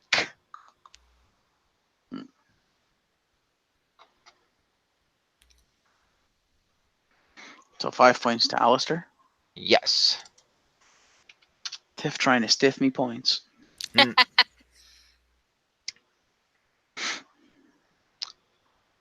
Anyway, we then go to a commercial break and come back to the Hardy Boys. Wow, stiffing me even more points. Thanks, Tiff. This would be the episode namer for this week, by the way, folks. Team Not So Extreme. The Hardy Boys got in the ring with Kayla Braxton, and when Kayla asked what happened to Jeff Hardy's leg, Jeff said it's probably easier to just show you. And we saw the video package of Lars Sullivan beating up the Hardy Boys. Okay. Jeff said that he's unable to walk on his own because of Lars Sullivan, and now he needs surgery. And Jeff said that he's going to be out for a long time. And Matt said that therefore, it breaks his heart to have to say this, but as of right now, the Hardy Boys must give up the SmackDown Tag Team Championships. Aw. And Jeff said that he hated that he was the reason he had to give up the titles and that they didn't get a chance to even defend them. And then here comes Lars Sullivan. He slow walked to the ring, got in the ring, threw Matt out of the ring, grabbed Jeff, who was struggling to get out of the ring. Matt came back in and saved Jeff, and he picked up Matt and hit him with the freak accident slam. Jeff then held up a crutch like he was going to attack him with it, but then R-Truth came out of nowhere with a steel chair and hit Lars in the back with it. Lars completely no-sold this and punched a chair out of Truth's hand, then picked up R-Truth and hit him with a freak accident slam, and then hit him with a running power bomb for good measure.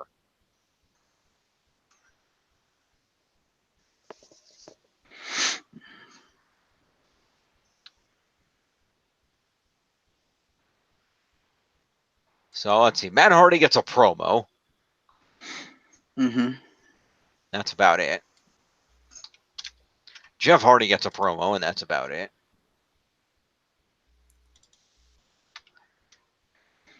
All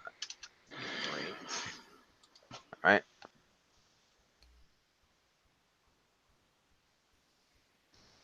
And then, let's see. R-Truth gets an assault and a weapon use.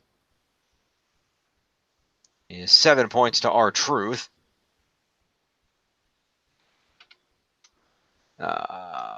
24. And then Lars Sullivan gets 4 for an assault, 2 freak accident slams, and a power bomb. So 4 was at 7 points to Lars.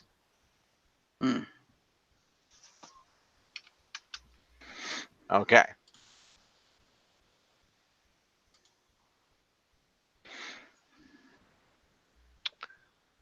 All right, we then go to a commercial break.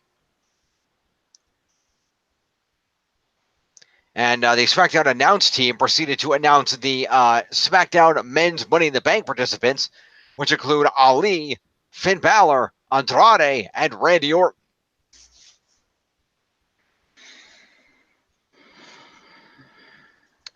And we then go to the ring for a tag team match player of Os Kyrie, a.k.a. Paige and the Holograms. Jim? Yep. You're going to have to score this on the fly because she didn't score this at all. She missed everything. What do you mean? Like all the promos and stuff you just read and this match, there is nothing to mention of that on this score sheet. Okay, what's the next thing that she has? The next thing she has is Roman Reigns versus the B team. Okay, well, that's coming up. So you're going to have to score the Os Kyrie match, the Holograms match on the fly. Okay. So that's all you, buddy. Okay. Have fun. Yeah. I got nothing. Don't stiff me points. Don't stiff me points. Okay, I'll stiff you points.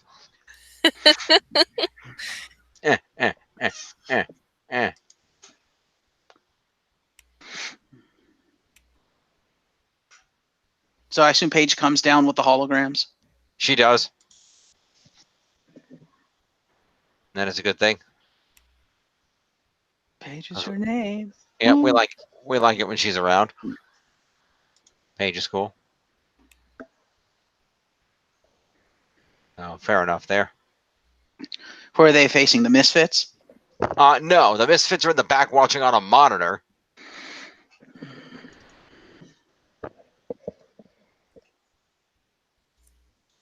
Let me guess. They're facing They Who Have No Charisma. I don't know who that is. The current champions? Or is it local talent? No, no. The Iconics did come out and they were on commentary. Oh. So that's even worse. the Iconics get commentary points. That's even worse. Yeah, that's Yeah. pretty bad. Can they get -10 for major botch for even opening their mouths? Huh.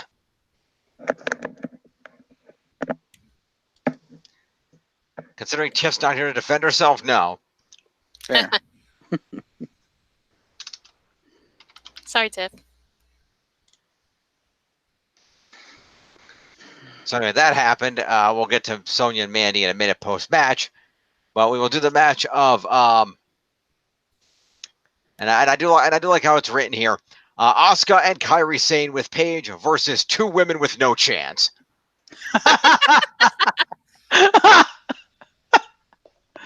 Oh, who wrote that? Ken, of course. Just recap. You're reading it off the John report? Yep, Fair. we usually do. So anyway, let's see. Asuka destroyed the first woman on the no-name team, and then worked over the second with a hip attack and then a kick to the chest. Kairi Sane came tagged in, hit a running neck breaker. Asuka then hit a reverse DDT. Kairi then went up top and hit the insane elbow for a pinfall in less than 2 minutes. Fair.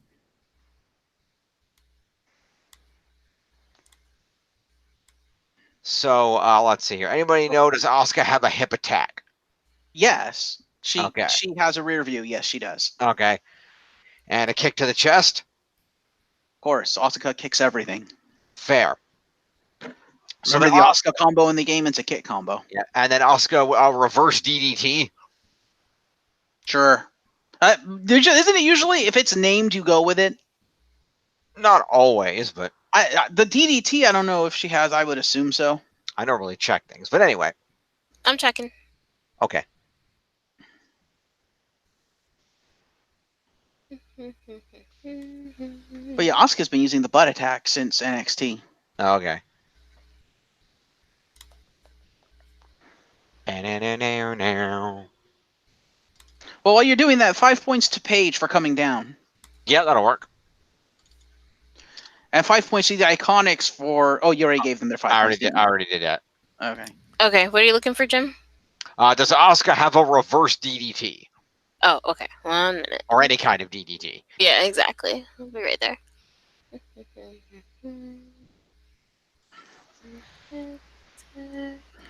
This is on bar. Strike and claw. Splash. Kick, tag. CF. Nope. Nope. Asuka is DDT less. Okay.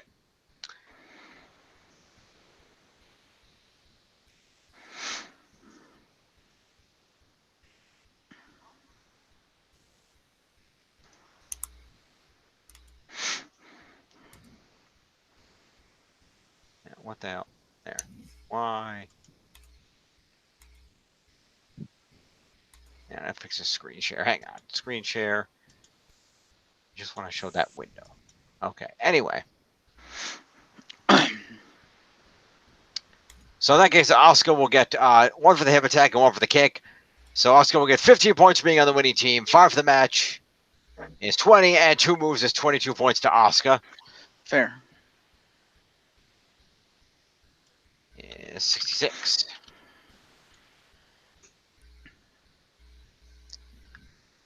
And then Kairi Sane gets 20 for winning the match, 5 for being in it is 25.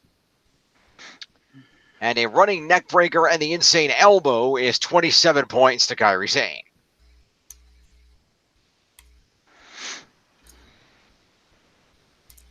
Is 87 and 7 is 94. Post-match, we saw Sonya Deville and Mandy Rose watching on a TV backstage, and Mandy said that they are getting an opportunity to be in this year's Money in the Bank ladder match, and said that just one of them gets to be in the match, according to what she was told by Shane McMahon. And Mandy Rose said she thinks that Sonya Deville should be in the match, and then Sonya says that she thinks Mandy Rose should be in the match, and said that this one is all you, and so Mandy hugged her. Aww. Mandy Rose gets to be in the match. They are the misfits. I guess. Now, this does lead to a very interesting Money in the Bank question. Okay. Based on his usual reactions, what will Corey Graves do when he's forced to choose between Asuka Bliss and Mandy Rose? Come on the spot. True. Jizz in his pants. Well, he is single now.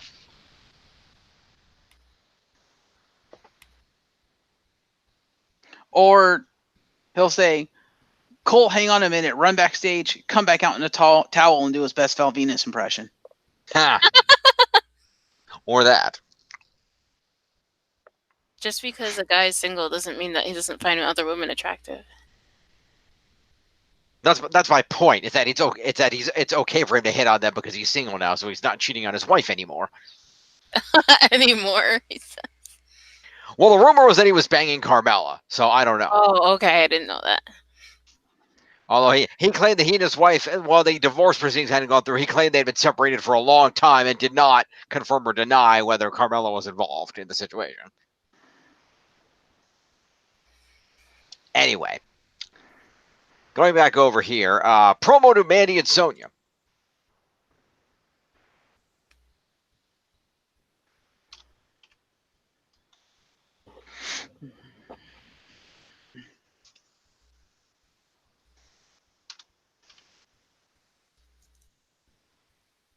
All right.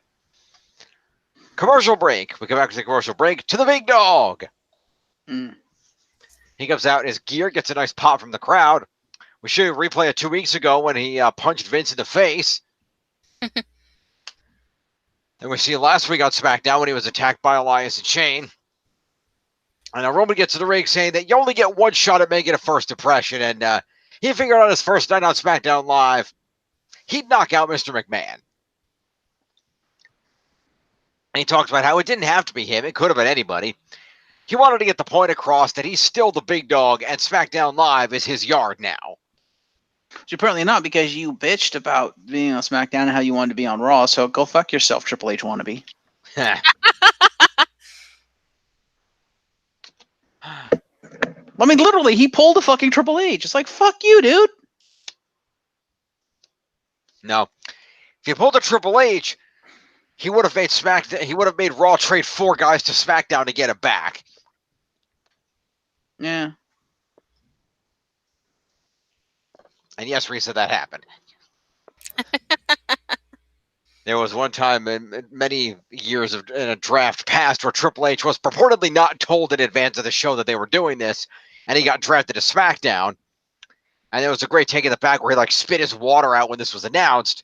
And apparently he was so pissed off that he went to Vince and bitched and pissed and moaned.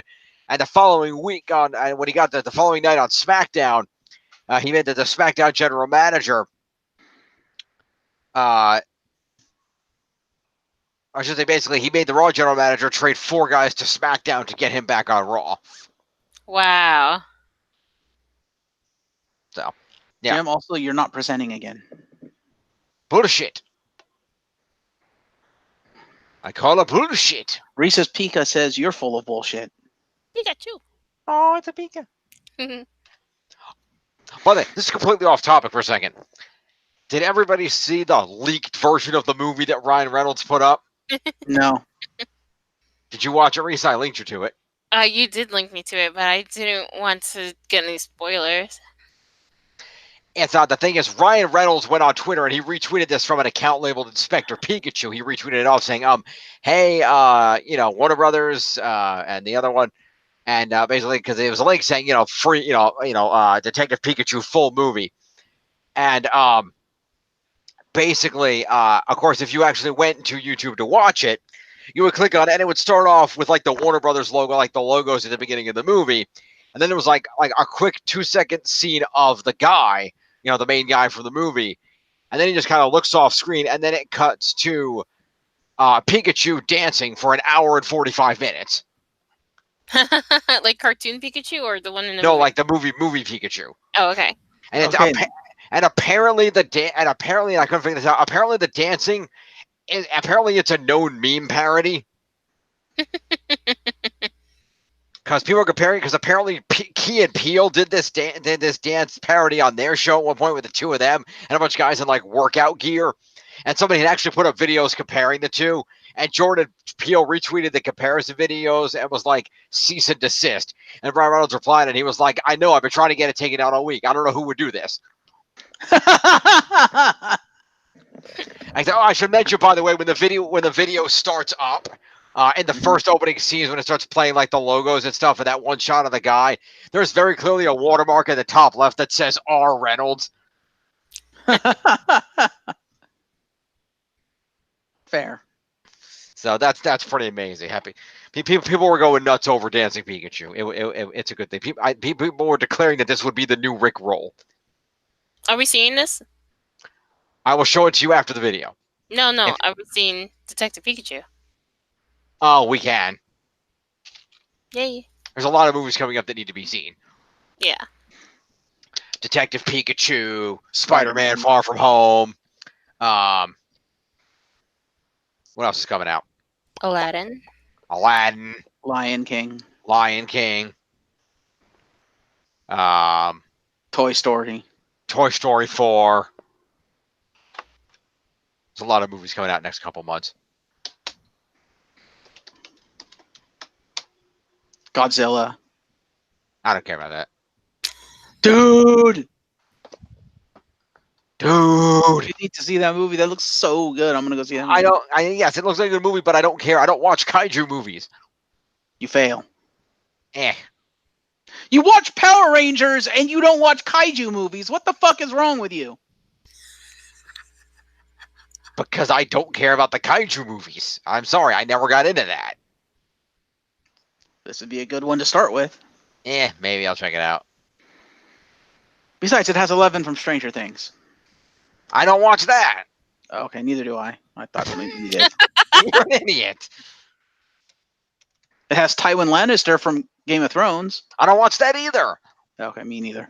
I'm just watching it for Godzilla and Mothra. Fair enough. So you're not watching it for King Ghidorah? Come on. Well, yeah.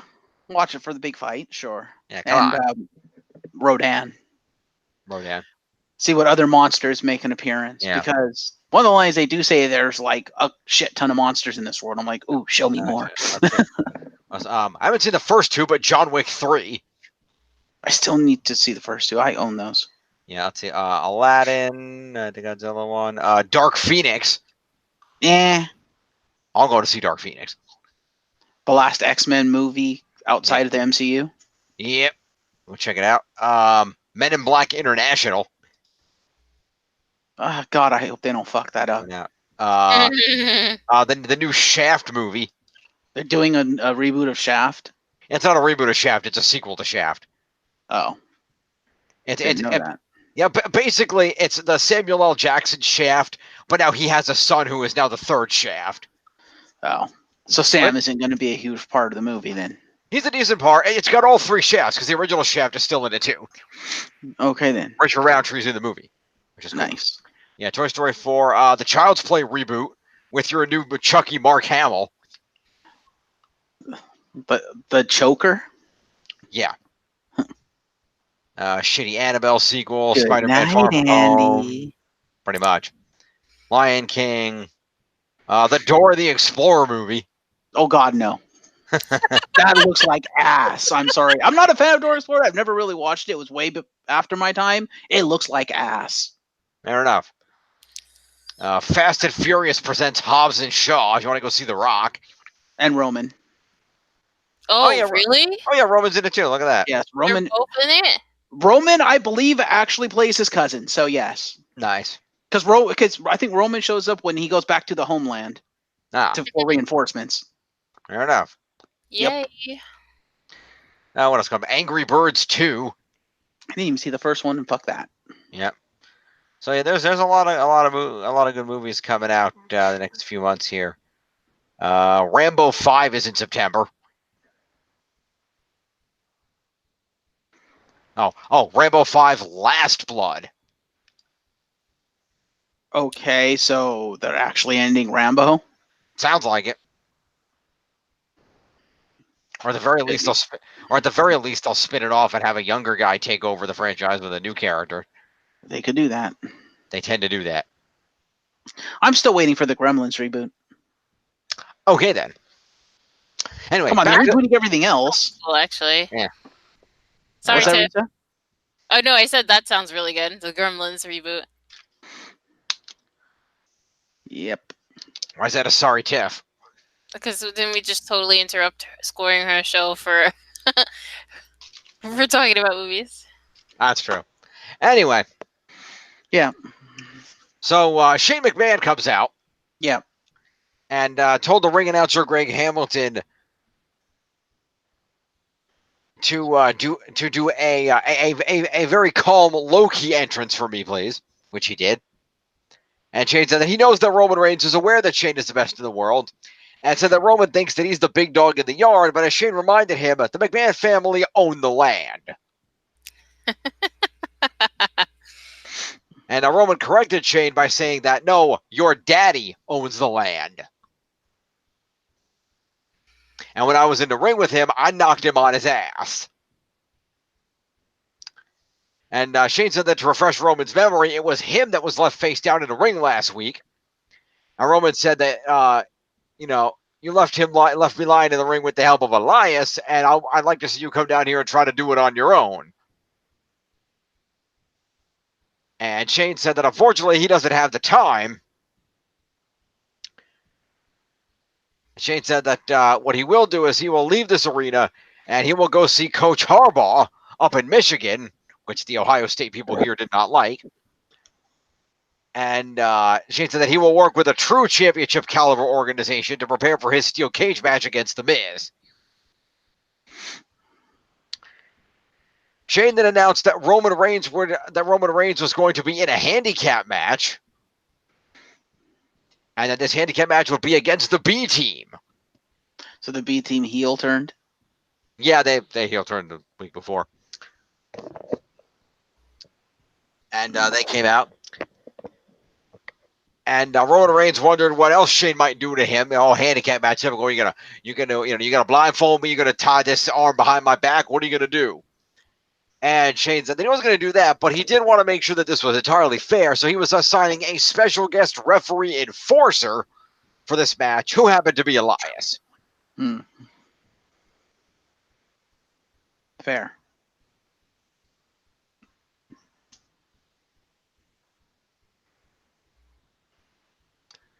So that will be a promo to Roman and Shane.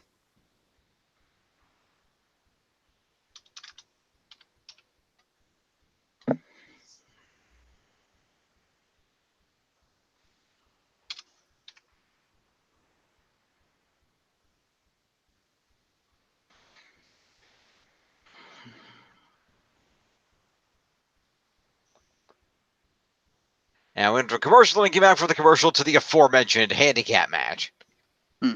Ding, ding, ding. Yes. Roman with a back elbow on Dallas. Dallas went off the ropes. He slipped but managed to get up and took an elbow. Axel tagged in, got a DDT on Roman, got a 2. Dallas tagged back in, clothesline. Roman came out of the corner, boot to the face, and a Samoan drop. Elias distracted Mike Chioda, so Axel got a cheap clothesline on Reigns.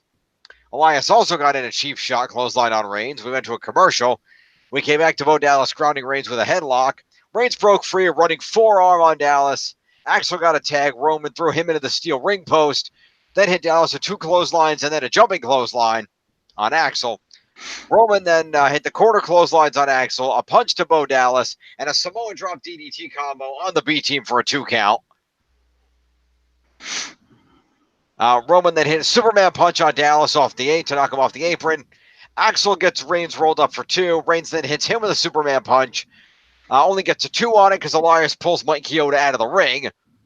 Roman then hits a drive-by on Bo Dallas. Elias grabs Roman and whips him into the barricade and then the steel ring post. Curtis Axel then hits Roman with the perfect plex. Elias then jumped in the ring to count the pinfall, but Roman kicked out at 2. Elias then grabbed his guitar at ringside and jumped in the ring, but Reigns broke free from Axel. Superman punched Elias in the face and then hit Axel with a spear for a win after 11 minutes. Does Elias get points for being an enforcer? Does he get the guest ref points for this? Yeah, I counted as guest ref points. All right, so Elias gets 5 points for being guest ref, 1 for the clothesline, and does he get 6 for interference since he pulled Mike Chioda out of the ring? Yeah, I'd give him that. Sure. All right, total of 12 points to Elias. And isn't the special ref more than that? I don't know. She's got 5 on here. I'm pretty sure it's more than that. Risa, do you have that document with the scores? Yeah, I do. How many points is special guest referee? Okay, I'll tell you in give me 2 seconds. All right, so special guest referee is going to be okay. Let's see. Oh, there we go. Okay. Guest commentator, etc.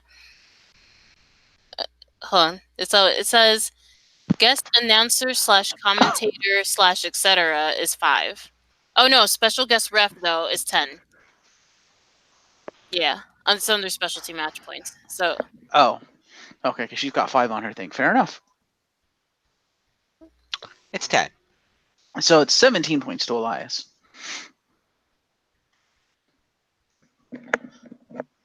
What does WWE stand for? Not walk with Elias because you got Superman punched in the face. yes.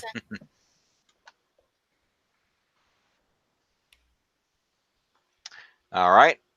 Please continue. All right, Bo Dallas. 8 points for being in the match, 1 for a clothesline, -3 for a minor botch, slipping while running the ropes, or slipped Yeah. while running the ropes. Yeah. 6 points to Bo Dallas. Okay. By the way, Hmm? is it just me, or would Bo Dallas, under his old Bo Leave gimmick, be great for his brother's new show? Yes, he would. Don't worry, Brother Bray. All you gotta do is Bo Leave. Leave!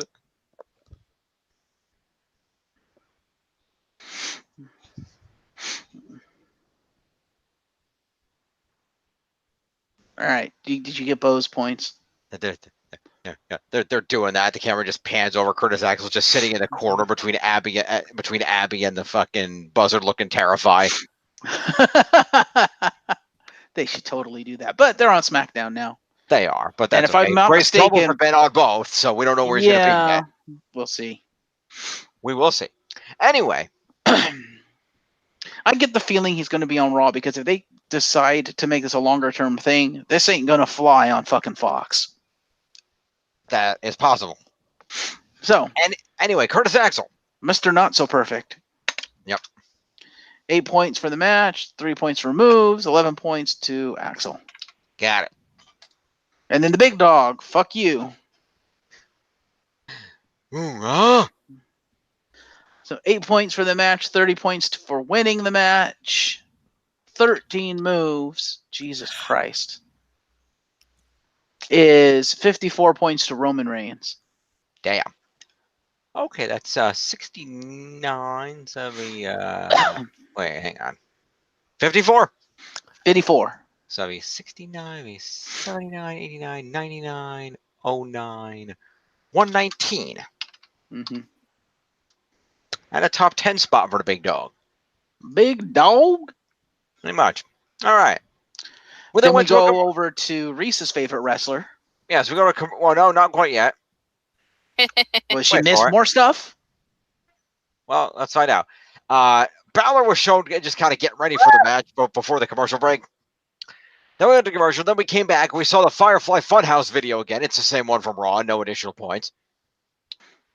Then we go to the ring where Ollie was already there, having not gotten a televised entrance. Really? Really? He's the one that won the match. Well, he didn't get a televised entrance. Wow, WWE bucking all the trends. And his partner, Finn Balor, then came up. Intercontinental Champion. We were then joined by Randy Orton, who did a quick pre-taped promo where he apparently didn't say much of anything at all. Orton. And then Andrade with Zelina Vega, who said that the ring will be graced by the presence of Andrade. And Andrade said that he had no respect for Balor or Ali, and told Orton that he will teach him to respect Andrade. Welcome to the era of tranquil. So basically, add Orton and Andrade a promo each for when we get to the end of the match. Okay, well, Orton already has a promo in here, so Andrade gets promo points. Yes, he did that promo at the beginning. Oogie doogie. Got it. Continue. All right. So this is a tag team match, playa, among the 4 men who will be representing SmackDown in the Money in the Bank ladder match. And the heels got their asses kicked, it looks like. Ali opened up with some aggressive kicks on Randy Orton. Well, when he went for a move off the apron, Andrade grabbed him, and that let Orton knock Ali out to the floor. This led to a break. We came back to Orton hitting Ali with a power slam. He got a 2 off of that. Ali managed to get a drop kick to get some space, and Balor got a hot tag against Andrade. Hit a low drop kick, Andrade, then a kick to Orton, and then a double foot stomp on Andrade. Andrade managed to come back by connecting with a kick to the face, and Balor then kicked Andrade off the top rope out to the floor. Balor ran the ropes and hit a suicide dive on Andrade, while Ali hit a suicide dive on Orton on the other side of the ring. Balor tried to go up top, but Zelina Vega got involved and grabbed Finn Balor's foot. Andrade then grabbed the distracted Slim Balor and slammed him on the mat. He then hit a running double knee attack and got a 2 off of that. Ali then got a tag. Balor connected with a sling blade on Andrade, and Ali nailed a 450 to get the pinball. Does he just not use the 054 at all anymore? I guess. That sucks. The 054 was awesome. Yeah, I know. The 450 just doesn't make sense for that to be I mean, it's a signature move, sure, but it doesn't make sense because like everyone does a fucking 450. Well, I don't know, unless it's actually the 054 and he's just listing it wrong. Because I know Ali he's done the 450 before, but he's never won off it. Nah, I don't know. Except recently, apparently, according to these recaps. Mm. I bet you he's listing it wrong. That's possible. Doesn't matter. He still gets the point, but yeah. Yeah. Did you want to include the post-match in this shit, or do you want to do it separate? I don't know. What do you think? Well, I think it'd be easier to do it together because then I can just give you one big point total. That's fair. We can do that. So go ahead. All right. Let's go ahead and see what happened. Let me just... Randy RKO'd someone. That's what happened. Yeah, hang on. Just real quick. Well, his signature, his move on the WWE.com is still listed as the 054. Yeah. No. So I'm assuming it's just being listed wrong. In the recap? Yeah. Fair. Post-match. Post-match, let's see what happened. Post-match, Randy Orton got in the ring, hit an RKO on Finn Balor. Ali then kicked Orton twice and knocked him out of the ring. Which constitutes an assault. Yes. Fair. All right. So Zelina Vega gets 11 points for being Zelina Vega. Yep. Puts her at 44. Doing Zelina Vega-y things. Yep.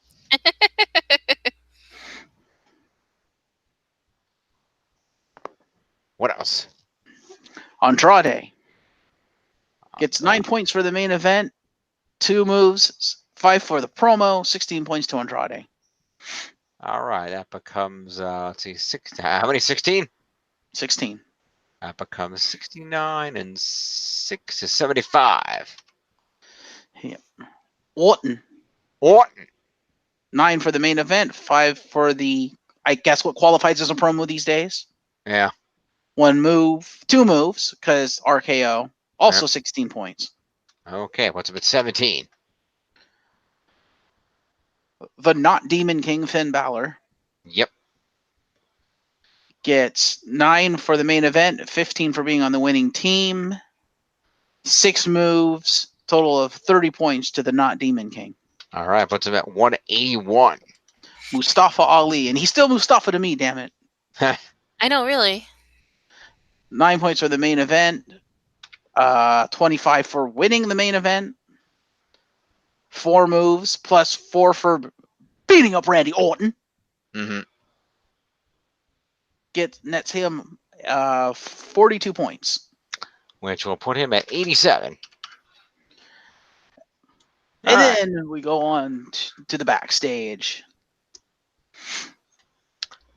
Yep, Sarah Schreiber was set to introduce the final two SmackDown women in the Money in the Bank ladder match.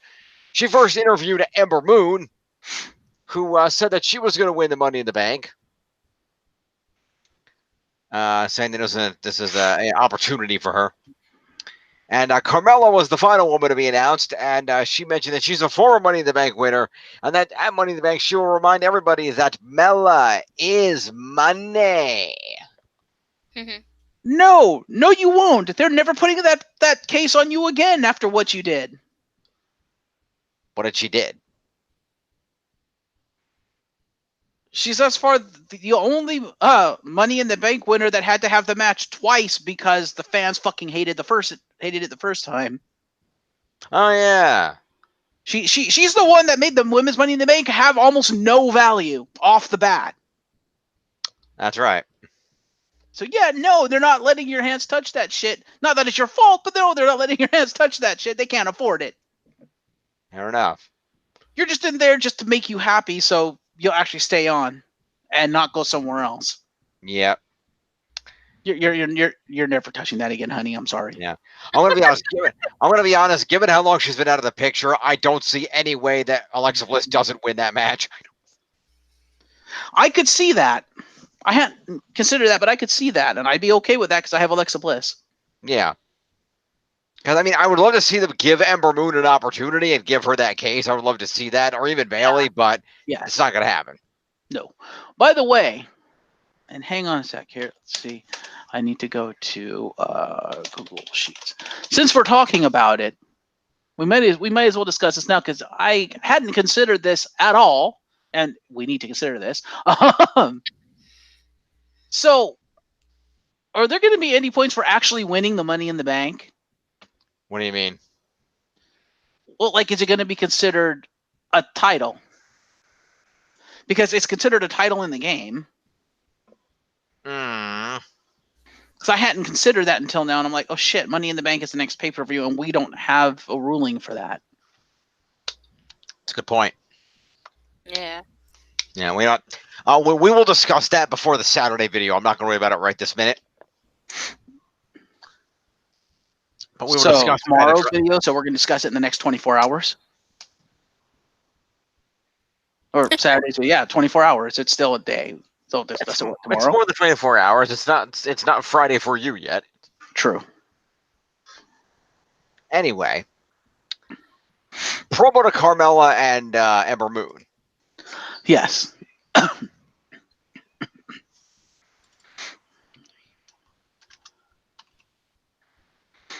And Ember Moon. All right.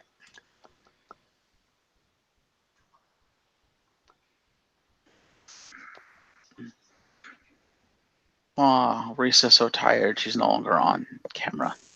I really am. Oh, if you're tired, go to bed, Risa. It's okay. I will. I was going to wait for at least the show to finish. Okay. Well, we're almost done. Kevin Owens made an entrance to host the main event segment, The Kevin Owens Show. And Kevin Owens sat down in a leather chair and said that he didn't need pancakes and other things. He is the show. And said that at Money in the Bank, he is positive that he will take the WWE title from Kofi Kingston, which led to some boos from the crowd. And said that earlier tonight, he thought it would be a great idea to have Xavier Woods as his guest. And said that we all know about Kofi, but he wants to hear from Xavier. And he told Woods to come on out, sit down here, and let's have a chat. Saying that he wanted to hear what he had to say, but there was no sign of Xavier. Owens said that was okay because he had a plan B. And he pulled out an Xavier Woods action figure out of his pocket, saying that it was one of the many pieces of merch the New Day has been shilling for years. And he put it on the little chair, and then he also pulled out a Big E action figure, which was wearing a knee brace, pointing out that they came in a combo pack. And, then Owens kicked the chair over because he knows what Xavier and Big E actually think. And Kofi then came out on the stage to interrupt and ran down the ring and started brawling with Owens.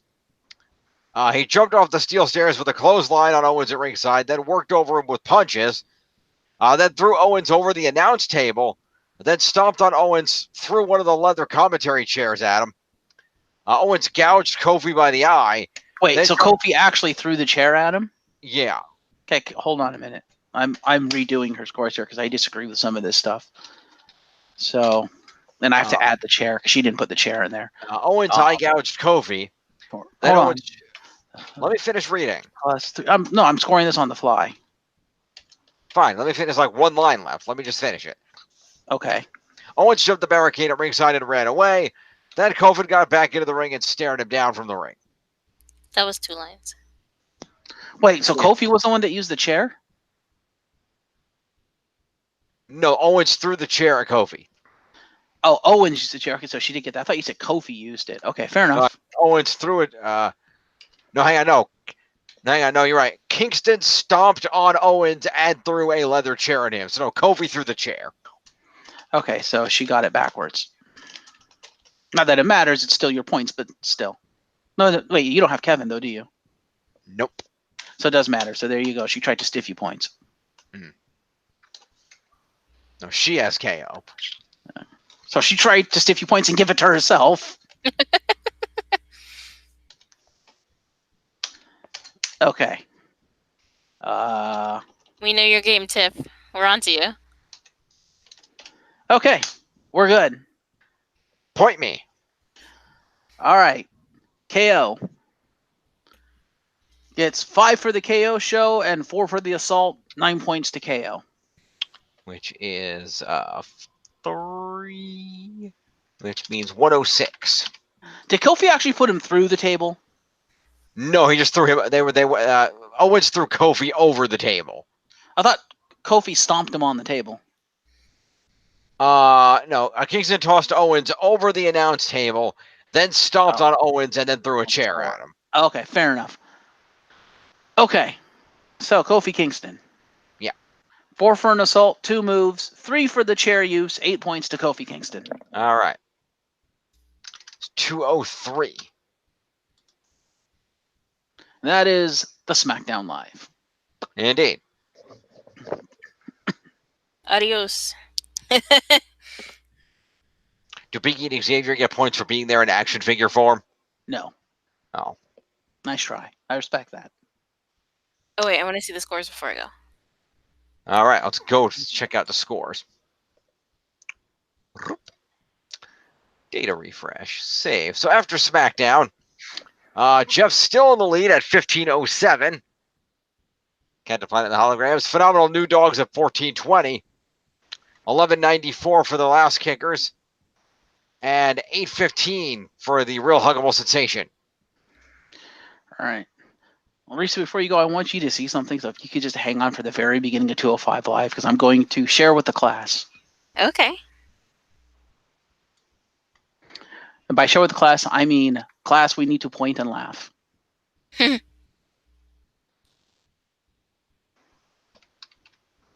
right, there we go. All right, Jim, you good? Yep. All right, can you stop presenting for a moment? Thank you. Whoa! I didn't think you were going to take the scores off the screen, but that's okay. We can see your face too. So, Jim. You're going to need the scores, by the way, because there's a couple of promos here, really quick. Okay, go for it. So, just opening promo by Tony Nese and then Drew Gulak to hype up their match, basically, because they're the main event. So, 5 points to Nese and Gulak. Okay.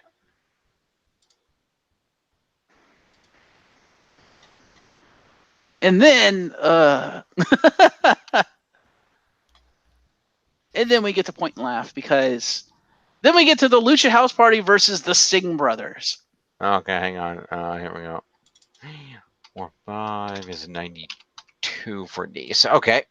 So Metalik and Dorado come out. No promo this week because Kalisto's not there because he's busy doing Make-A-Wish or something like that sort of stuff. So it's just the two of them. So they just came out and went to the ring. And then we get this. Let's see. Application window.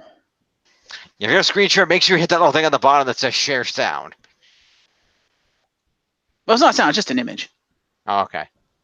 I thought you were going to play a video. My bad. Yeah, I'm just going to do the screen. Fuck it. Okay. Well, So then we get this. Ah! Yeah. As I have in my notes, Tyler Breeze called. He wants his ring gear back, you fucking thieves. ha. So yeah, that's a thing.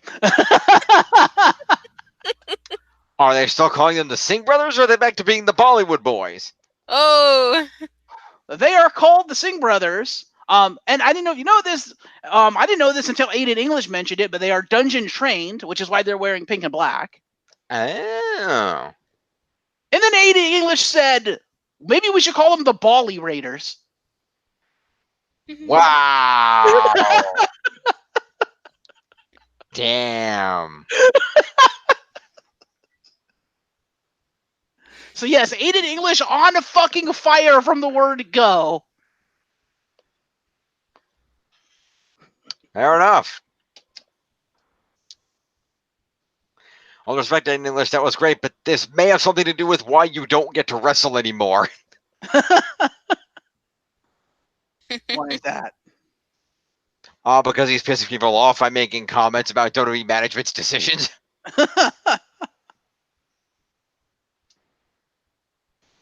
I guess. I don't know. Hmm. So yes, spiritual pipe bomb points to Aiden English. Fair enough. So you may present again because we're going to go into points territory. Yeah, hang on a second. I gotta plug this Yeah. beeping. I gotta plug this beeping headset in. You do that. I've already done that. So Risa can go to bed now if you're tired, Risa. Okay. Bye, everybody. Have a great Good night, Teresa. Thank you for being here. We'll see you Saturday. Adios, Bye. muchachos. All right, back to the presentation. Yeah.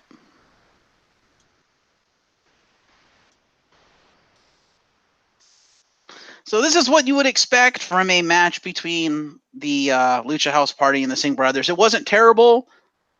It wasn't great. It wasn't terrible. And the Lucha House Party did all the work. Okay. And this also kind of showed who the superior Singh brother was because Sunil did all the work. Ah, okay.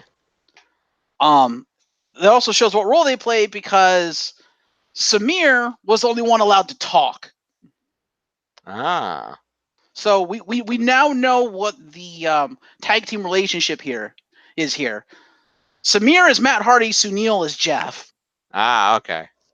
Yeah. Because even though they both had microphones, Samir was the only one allowed to talk, which was hilarious. Okay then. Yeah, because they came out with microphones and Samir cut a promo about, oh, we're the Singh brothers and we're back on 205 Live and we've gotten to wrestle with, being alongside fucking Jinder Mahal. We've been fortunate enough to wrestle, against the best superstars like AJ Styles and this and that and the other. Never mind, you got fucking killed by all of them. Yeah. But, and so now we're going to show you everything that we've learned and we're going to come here and we're going to, also, we're still undefeated as a tag team here in 205 Live, but we're going to show you why. And then they proceed to get their asses kicked by the Lucha House Party.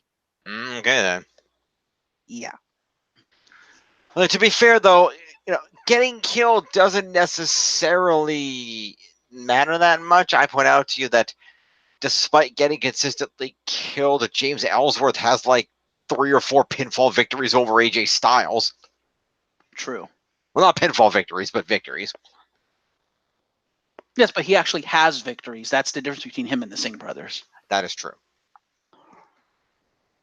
Anyway. So, they do manage to hit one double team, though, a double team super kick. Okay.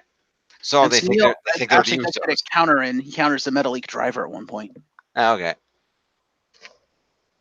And Sunil apparently has an elbow drop combo that I'm calling the Bollywood elbow drop combo because he does 2 elbow drops and then does the stupid little Bollywood dance that he does for his entrance and then does a 3rd elbow drop. Ah, okay. Yeah, it's just like, no, don't do that. Like, their Bollywood gimmick is fucking terrible. I'm sorry. They're better. It's just the Singh brothers. Like, I much preferred that. And it's like, they come up with this. I'm just like, no. Just no. But yeah, so Points. Dorado wins with a golden rewind into a shooting star press. Alrighty then. Yeah, the Lucha House Party wasn't fucking around here. Sounds like it. So we will go to Samir Singh, Okay. who gets 5 for the promo, 5 for the match, 1 for the double super kick, total of 11 points. It's about 14. We have Sunil Singh, despite doing all the work, also gets 11 points because Samir got to talk. Okay. Evened it out. Fair enough. We have Grand Metalik. Right. He has 5 for the match, 5 for moves, total of 10 points. Okay, puts him at 46. And your winner, the Golden Lings, Lindsay Dorado. 5 for the match, 20 for winning, 3 for countering the Bollywood Splash. Okay. That's what I'm calling it anyway. All right. 4 for moves, total of 32 points to Lindsay Dorado. 2 goes 42 and 3 is 45. Okay. So, then we cut to DM the GM's office where he's talking to Humberto Carrillo and telling him to steer clear of Drew Gulak. And Humberto's like, I appreciate it, but you don't need to tell me that because, I'm here to show, how good Lucha Libre is and fuck Drew Gulak, basically. And then Jack Gallagher walks Then in. he comes back to the ring and Lucha House Party was like, what are we, chop liver? Yes. But yeah, so Jack walks in, and before they can say anything, he's like, hold it. Calm down. And he says to Humberto, he's like, Humberto, I bear you no ill will. Fuck Drew Gulak, I'll take care of him later. And fortunately for Drew, I am not yet cleared to wrestle, but in 2 weeks when I am, I'll kick his ass. But I do want you to know, while I bear you no ill will, I do still want a rematch to finish the match that he fucked up, basically. So, Jack's a tweener? I don't know. Because he's apparently not teaming with Humberto, but he's not against him. He just wants to finish the match, I guess. So, promo to Humberto and Jack. Okay. 23 and Humberto is at 71. Oh. Okay. All right. Then we got to the ring for Brian Kendrick coming out apparently for a match. I'm assuming against Mike Kanellis because the match never starts and Mike jumps him from behind and beats his ass. And then Akira jumps Mike from behind and beats his ass. Ah. And then Mike runs away like a scalded dog. Mm-hmm. So 4 points to Mike and Akira for beating each other's asses. Uh-huh. Oh, well, for beating asses. Mike beat up Brian. Yeah. What does Brian get? He gets nothing because he got his ass kicked. He was still on the show. He gets something for that. Well, he didn't have a match because the match never started. We don't even know if Mike was supposed to be his opponent or not. I know. This is kind of the reason we had those appearance points that you got rid of. I mean, I guess technically, since he was supposed to have a match, I guess he'd get 5 points for supposed to be competing in a match. 5. No, he gets 5. And then Mike Kanellis. Was Maria Kanellis there? No, it was just Mike. Oh, okay. And then Akira Tozawa? Yes. All right. Okay. Got it. Then we cut to an Arya Davari promo. Just talking up the fact that he's the number 1 contender and stuff. So 5 points to Arya Davari. Got it. And then we go to our main event of Tony Nese versus Drew Gulak non-title match. Nice. And the commentators did a very good job of talking about the fact that for Drew Gulak, this was a must-win, considering he lost last week, and he's been on a losing streak and stuff, which make me say, then why the fuck is he facing the fucking cruiserweight champion? What did he do to earn this? He got his ass kicked by Humberto Carrillo last week. It made no sense. Ask DM the GM. I guess. I mean, it was a decent match. Actually, it was a pretty good match. And And they knew each other fairly well. They had a lot of countering and evading. Tony had all counters, and Drew had 1 counter and 2 evades. So they knew each other very well. Drew, once again, going for the Gulak way too fucking much. You might want to think about learning a couple other moves, Drew. Fair enough. He literally went for the Gulak 3 times and got countered all 3 times. Oops. Yeah.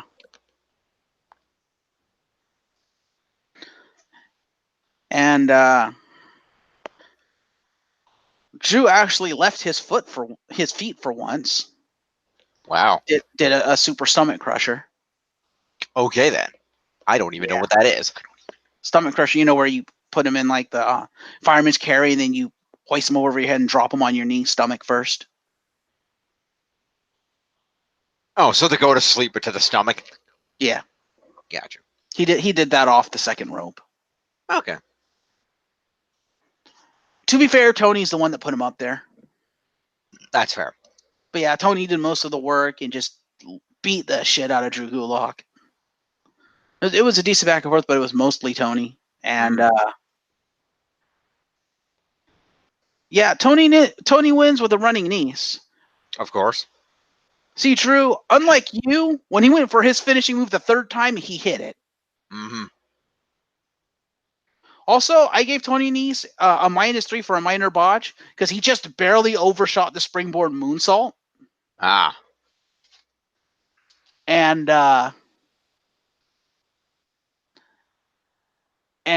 yeah, if it had been any other camera angle, it would have looked okay. But the one angle that they were using, where the cameraman happened to be standing, you could see he overshot it.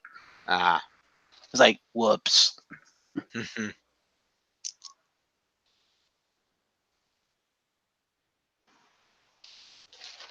Fair enough.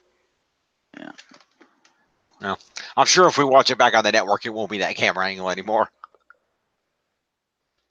Well, it's only on the network. All right, because you didn't watch it live on the network. You watched the recording on the network. Yeah. Correct. Fair enough. Anyway, points. So, Drew Gulak gets 9 for the main event, 3 for a counter, 6 for 2 evades, 5 moves, total of 23 points to Drew Gulak. All right, 23, 50, that's 70 points even. And Tony Nese, your cruiserweight champion, Yes. gets 9 for the main event, 25 for winning the main event, 12 points for counters, Mm-hmm. 12 moves, -3 for the minor botch, total of 55 points to Tony Nese. Dear God. Like I said, he did all the work. Yeah, that's gonna be 97. That's 50. 147 then. Damn. Top 10 spot. All right. That is your 205 Live. All right, let's go over here and check this out. Refresh, save. All right. Oh, you are still in the lead at 15-12. Captain Planet the Are you Hologram. sure? Let's take a look at Tiff. I'm in second at 14-25. Tiff is in third at 13-23. And Risa is at 8:58. Fair. I would have thought she would have like caught up or something just because I got like nothing for 205 Live.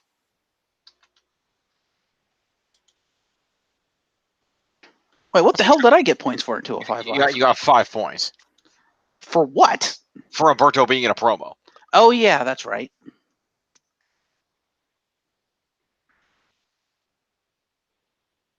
And 13-23 for Tiff.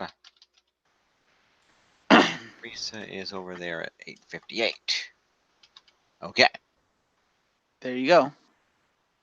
There you go, folks. That's final scores for the week. Let's go to the leaderboards. Let's.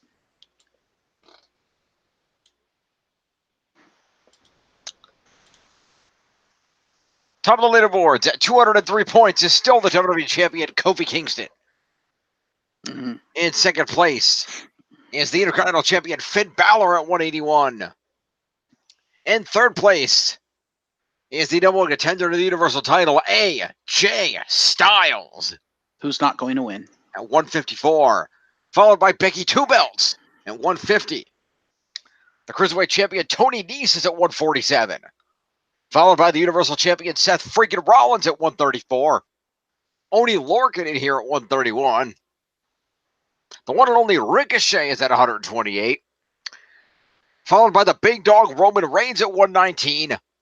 And Xavier Woods of the New Day rounding out the top 10 at 112. I find it interesting that Oney Lorcan is the only one on that list that has done nothing this week. Yeah. And he's still at the top 10. Good old Yep. Oney. There you go. They need to do more with him. Yep. Alrighty then. Indeed.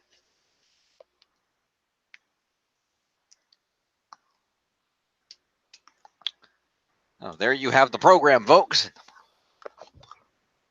Absolutely. All right. Well, thank you to Risa for being here. Tiff, sorry we missed you. Hope to have you on Saturday. Jeff, thank you for being here. Absolutely. I am James Phoenix, and we'll see you next time, folks.